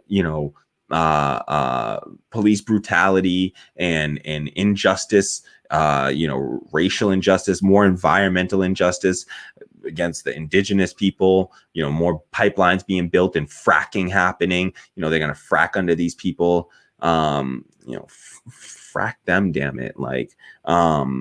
These people are, they're ghouls, and they see their goal is to extract resources from the masses of people and exploit the masses of people. And that's exactly what they're saying. And whether it's Joe Biden or Donald Trump, we're going to get exploitation. We're going to get class war. We're going to get the wealthiest people putting working class people's lives on the line in order to keep their precious economy running, even at the risk of human life. And there's going to be a lot of avoidable deaths that won't be avoided, whether it's Joe Biden or whether it's Donald Trump. And it's just going to be a lot more of that same. And I can't get behind that. And for the reasons that George Carlin talked about there, where he's like, people got to twist around where they say if you don't vote, you can't complain. If you don't vote for this person, you can't complain. And I think it's the opposite. If you vote for somebody, you are responsible. You are partially responsible for every action that person takes while they're in office. For everything that they do, you are partially responsible for that. I was partially responsible for Obama and all them damn drone bombs that he dropped on Black and brown people over in Asia, in Africa. I'm responsible. I share in that responsibility. I get angry because I feel like he made me complicit in those acts, those evil acts. I feel responsible for him being the deporter in chief. I feel responsible for those kids he put in cages, that he locked in cages, and the families that he separated. I feel responsible for that. And so I don't want that feeling anymore. You know, there's a line from a Lupe Fiasco song. I think I can say the words. I'm not going to play the song, but I think I can say the words without the stream getting like dinged for a copyright infringement. But he says, you know, Limbaugh is a racist. Glenn Beck is a racist. Gaza Strip was getting bombed. Obama didn't say shit. That's why I ain't vote for him. Next one either. I'm a part of the problem. My problem is I'm peaceful and I believe in the people. And I just thought that was some of the realest shit. Like, you know, the fact, and I love Lupe. Lupe is my favorite rapper, favorite artist, really, musical artist. And if you don't listen to Lupe, you should. He's got just so many great albums. And I really love his recent one, Drogas Wave, which is talks about themes of like socialism and just, you know, the whole album is like themed based on the African slave trade and teaches a little bit about history, and then also just connects it to the current moment and you know, literally talking about literal socialism in it. And so in just some of that, a lot of the music that I listened to, I realized later on was like the type of music to radicalize a person, just like a lot of reggae and yeah, and so that Lupe line just sticks with me because it's just like I love that he was ahead of the time, and looking at that and seeing that and having that reaction of like, you know, Gaza Strip was getting bombed. Obama didn't say shit. That's why I ain't vote for him. Next one either, you know? And so like to say like, no, I'm not voting for you on this principle stance of like, you are okay with, you don't recognize Palestinian lives as, you know, valued human lives. And because of that, I'm not going to vote for somebody that I know is going to do things that I abhor. And so I believe that's a beautiful stance to take, and one that I want to have the ability to look back in life and be proud of my vote and be proud of how I voted. And I will be proud of my vote when I'm so excited to not vote for Joe Biden. I've never been more excited to not vote for somebody, to vote against somebody, than I am to vote against Joe Biden in this upcoming election. And I will proudly stand on that principle and not feel a bit of guilt or blame or sadness or whatever happens. If Trump wins or if Biden wins, I truly don't give a, I don't think that there's enough of a gap there. And I'm more worried about Joe Biden winning and then his vice president winning in 2024, and us getting 12 years of neoliberalism instead of just 4 years of neoliberalism under Donald Trump, which is the policy that we would be getting. It would be neoliberalism under Donald Trump, a little bit neoconservative neoliberalism, same thing under Joe Biden. I mean, we're looking at no Medicare for all, no Green New Deal, you know, weak policies for climate change, no jobs guarantee, cuts to Social Security, cuts to Medicaid, potential cuts to Medicare, even. Like, this is, I don't trust those ghouls. So yes, I love this. I see got Raised Fist Media in the building. That's Raised Fist Media, for folks that aren't aware, is a project that I'm working on. It's another left-wing podcast. It's focused on, I'm doing it with a couple of friends right now. It's mainly myself and longtime, one of my brother of mine, really, longtime comrade, Kwame Norville, and we talk about games, media, popular culture, and news of the day stuff from a left-wing perspective. And so you can check out our channel, Raised Fist Media, on YouTube. You can also you'll see some videos that Kwame and I did for Racist Media that I uploaded on this channel. I'm probably gonna only be uploading the Racist Media videos to the Racist Media channel for moving forward. But I just did it because I had a little bit of an audience and wanted to help people know about Racist Media, raise some awareness about that as well.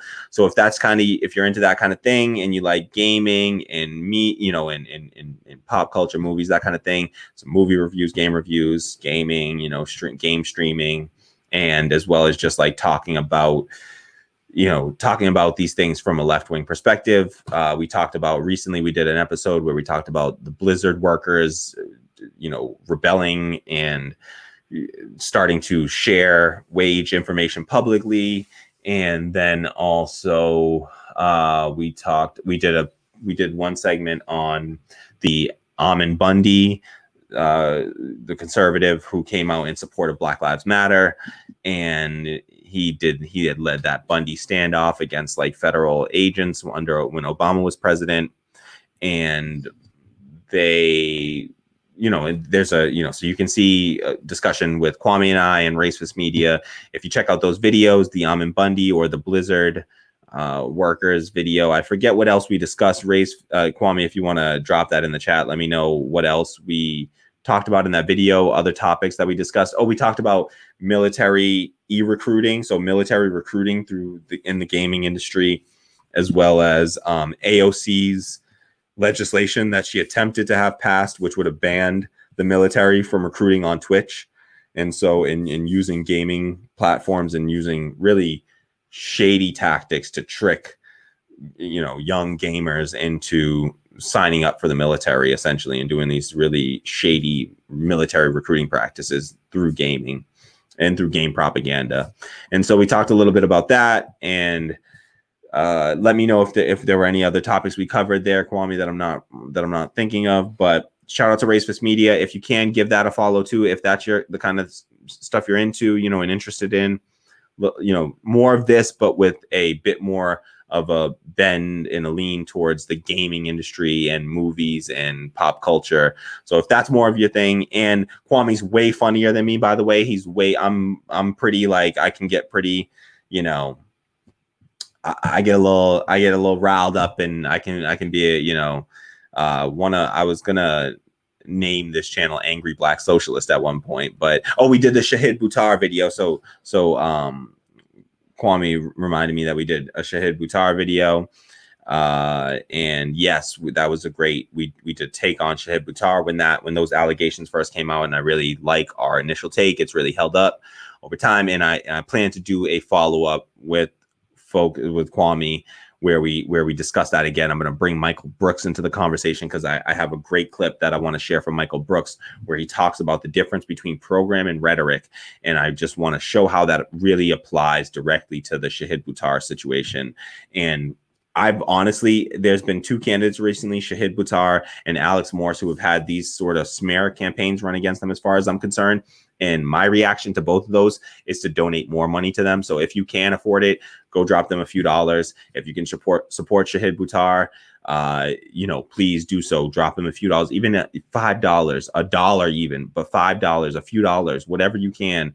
Drop Shahid Buttar, drop Alex Morse. He's running in Massachusetts 1st District, I believe, and Shahid Buttar in California 12th District, I believe, against Nancy Pelosi. I mean, huge race. It could be as monumental as the court. It would be the most monumental. It would be bigger than the Cori Bush win even. If we took Pelosi out of office and removed the most powerful Democrat in Congress with a real, true progressive that fights for progressive values and has done so consistently for a long time, that's what we need to make happen. So please, if you can, support Shahid Buttar. Also, if you haven't done so already, please do me a favor and like and subscribe. Hit that like button below.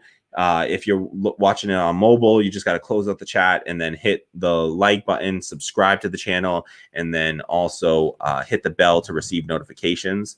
I'm going to quickly check on the channel to see how our subs are doing, to see if we are we above 90? Okay, we're still at 92 subscribers. So still at 92 subscribers. I need more folks subscribing. So more folks sharing this out with new folks. Let folks know that we're doing this. Just share this out as much as you can and get this thing seen far and wide so that we can get some more subscribers in here. I see that you know, we got 50 people watch the stream tonight, and I would love to pick up a couple of new subscribers here. So sometimes it takes a little while to update, to be honest, and it doesn't tell me right away when we get a new subscriber. So it's a little hard to do in real time. I apologize, but please subscribe, share the video, let folks know about it, and get folks to subscribe. All right, so let me take a look here. And Racist Media says, leftist analysis and themes run through all pop culture. All of our favorite heroes have been anti-fascist / imperialist. Yes, anti-fascist, anti-imperialist, exactly.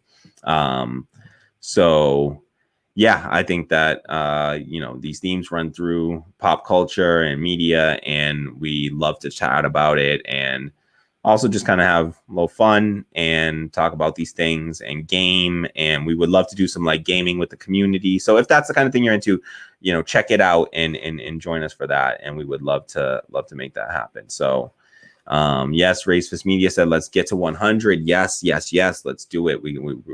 We're on the path to 100 here, and I know we can make this happen. So please do me a favor and subscribe. I've seen in the analytics for these videos that I have more hours of my videos are watched by people who are not subscribed than who are subscribed. So whoever you crazy folks are out there that are watching this right now and haven't subscribed, you need to stop whatever you're doing. You need to hit that button below, that big red button, to subscribe to this channel right now. Stop whatever you're doing and subscribe right now. Okay, right now, not later. Do it now. Okay. All right. Thank you so much. And thank you to everyone for being here, to all my patrons, especially for supporting the way that you do. It really keeps this thing going and growing. And we've had a really good stream tonight. And so I really appreciate the engagement. Oh, thank you for the news. Nice. Mark McKeever, Ilhan Omar won her primary by over 17 points. I had a tab open somewhere with her, with the primary going and the results coming in. And so that is awesome. Maybe I can pull that up, but let me see if I can pull it up.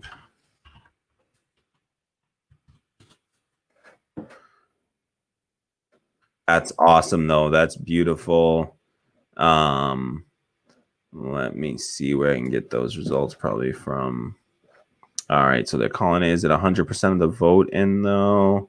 So what I'm seeing is Ilhan Omar, like you said, I'm seeing her up right now by, like about 17 points. Yeah, about 18 points. Yeah, she's up 18 points right now. It shows Ilhan Omar with 57.4% of the vote, 88,000 votes versus Anton Melton Moe, who got 60,477 votes. And she faced a well-financed challenge from Anton Melton Moe. Let me pull this up for y'all. Oh, no, that's not it.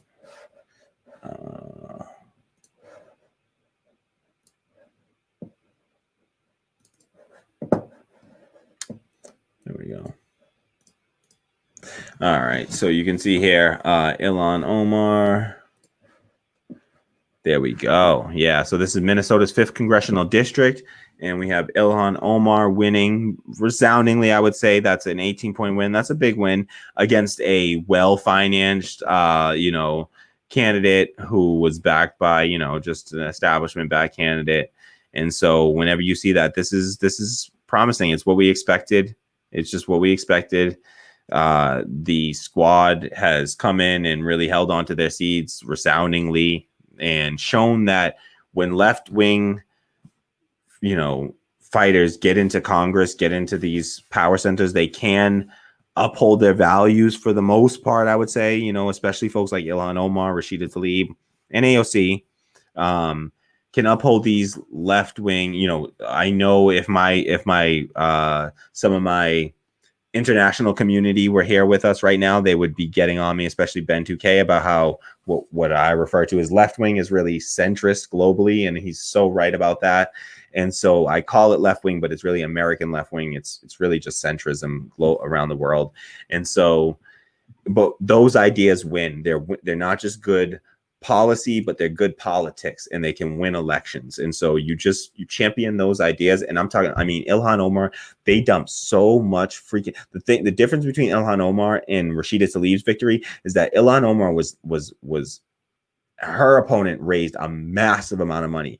Rashida Tlaib, her opponent only raised like $100,000 to Rashida Tlaib's like 2 million or something like that. Her opponent raised less than 200,000. So she outraised her opponent like 10 to 1. That was not the case for Ilhan Omar. She got a lot of grassroots support, but her opponent raised a ton of money. And that's a strong win right there. So really happy for that. That is great news for the left. So shout out to Ilhan Omar for just doing her thing and for being a strong voice on the left, particularly on matters of foreign policy. She is just great across the board. Really, I feel like there was one vote that she let me down on. If I remember off the top of my head, it was just in condemning the genocide in Armenia, the Armenian genocide, just recognizing it as a genocide. And she used it as a way to just like, she cast like a present vote, I believe, and not a no vote, but it just didn't, she could have made the same protest that she did while still at least acknowledging that. It was kind of like a whataboutism, like, well, what about, genocide and like the slavery, recognizing like slavery in the US and like reparations. Like, we don't want to recognize any of that shit because that means giving people substantive, material support, and they don't want to do that.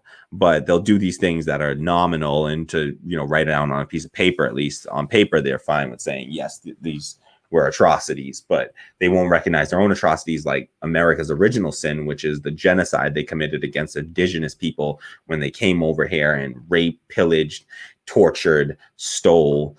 And so, yeah, that was the legacy. And so, definitely just something that I agree with her sentiment there, but not with the strategy there. It's just not a good strategy, and it detracted from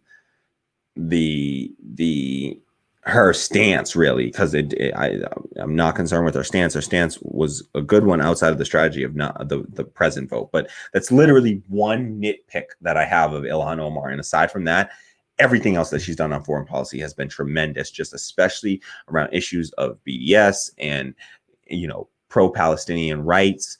Rashida Tlaib is a Palestinian American, and so she also has great stances on Palestine and fighting for Palestinian rights. And I love Ilhan Omar's courage in defending and fighting for working class people everywhere in the world, and not bowing to the pressure of the establishment, when the easy way to go is to do things like, say, just waging blind support to Israel as a congressperson, even though Israel is currently committing atrocities against the Palestinian people. And she recognizes that and speaks out. And I really love her voice on foreign policy. And honestly, she's the member of the squad that I've been most proud of and proud to support. And so, yes. Yeah, so that's amazing. That's really good news. Thank you so much to Mark McKeever for sharing that. One more time, I'll just throw it up there. But thank you to Mark McKeever for sharing that. That was some great news, and I really love that. Any other thoughts, comments, anything like that? I'm kind of getting a bit tired, not necessarily tired, a little hungry. And I think I want to wrap up this stream soon. We've been streaming for 3 hours already. And it's just on a single topic, so I don't like to keep these streams running too long. I'm gonna have to cut this stream up a little bit to release the full version, because this is too long for one topic, I feel like. Sorry for rambling, y'all. Please let me know if you have any other thoughts. Leave them in the comments right now. I'll read them out. Thank you so much to everyone that showed up today, commented, supported in any way. Thank you so much to our new patrons, Steve Alvarez and Kurt Golson. Just thank you so much. If anyone can afford it, please do me that favor of signing up for the the Patreon, you see the link, written out below here, patreon.com/radical democracy. If you check in the description box below, you'll see the link to the Patreon at the bottom of the description box. You can click that link and head over there, and just a few dollars a month. It goes so far and it means so much. And I'll try to add like a Venmo link for folks that want to do like one-off quick contributions. And I'll have that up, hopefully by next time, because we can't do super chats, unfortunately. So I can try that if that's something that folks would be supportive of. Please let me know if that's something that you would be interested in. And I will make that happen. So thank you so much to Steve for asking about the super chat. That was really cool. And I love the support and just really appreciate it. I can't thank you all enough for what you're doing here to support. And I promise, together we are going to grow this thing and turn it into something, something much bigger and hopefully community oriented, democratic to its core. And you'll be a part of that. And anything you can do to contribute will help to propel it a long way, because we're in just the early stages of this. And so right now the goal is just to get to 100 subscribers and $100 a month pledged on Patreon. So if you can help me with either of those, please share the video, like, subscribe, hit the bell to receive notifications. If it doesn't stress you out to receive a ton of notifications, you'll only receive notifications whenever we go live or launch a new video. And so I would really appreciate it if you hit that bell so that you can, join us when we go live and chat and have these discussions. Thank you so much to everyone who showed up. Thank you so much to Kwame. Shout out for being there. I really appreciate you dropping by. Appreciate that, brother. Shout out to Tammy, always my, lovely, lovely producer and, the brains behind the operation. So appreciate you, Tammy. Keep doing your thing. Keep being your amazing self. And to everyone else, all my patrons and everyone else that showed up and chatted and engaged in the stream, it really is. It makes it what it is. It makes it really enjoyable. And I just appreciate you so much. I really do, sincerely, genuinely, just love and appreciate you. So thank you so much. Please come back. Please join me again soon. And I think that will be it. I think that is radical. That is the end of the Radical Democracy podcast here for the night. Thank you so much to everyone. And do we have anything else here? Feel free, drop last comments, last thoughts in the chat before we go. Anyone going once, going twice? I have to wait like 10 seconds after I say something like that because of the latency and the lag on this, y'all. So this is just me waiting now to see if any comments come after I actually just said that. I'm not going to wait till I finish this rambling for all of y'all. It's already too late. All right. See, I love y'all. All right. I'm peacing out. All right. Love y'all. Thank you so much for being here. Like, subscribe, share, contribute to the Patreon. And I love you all. Thank you so much. See you again soon. All right. Peace.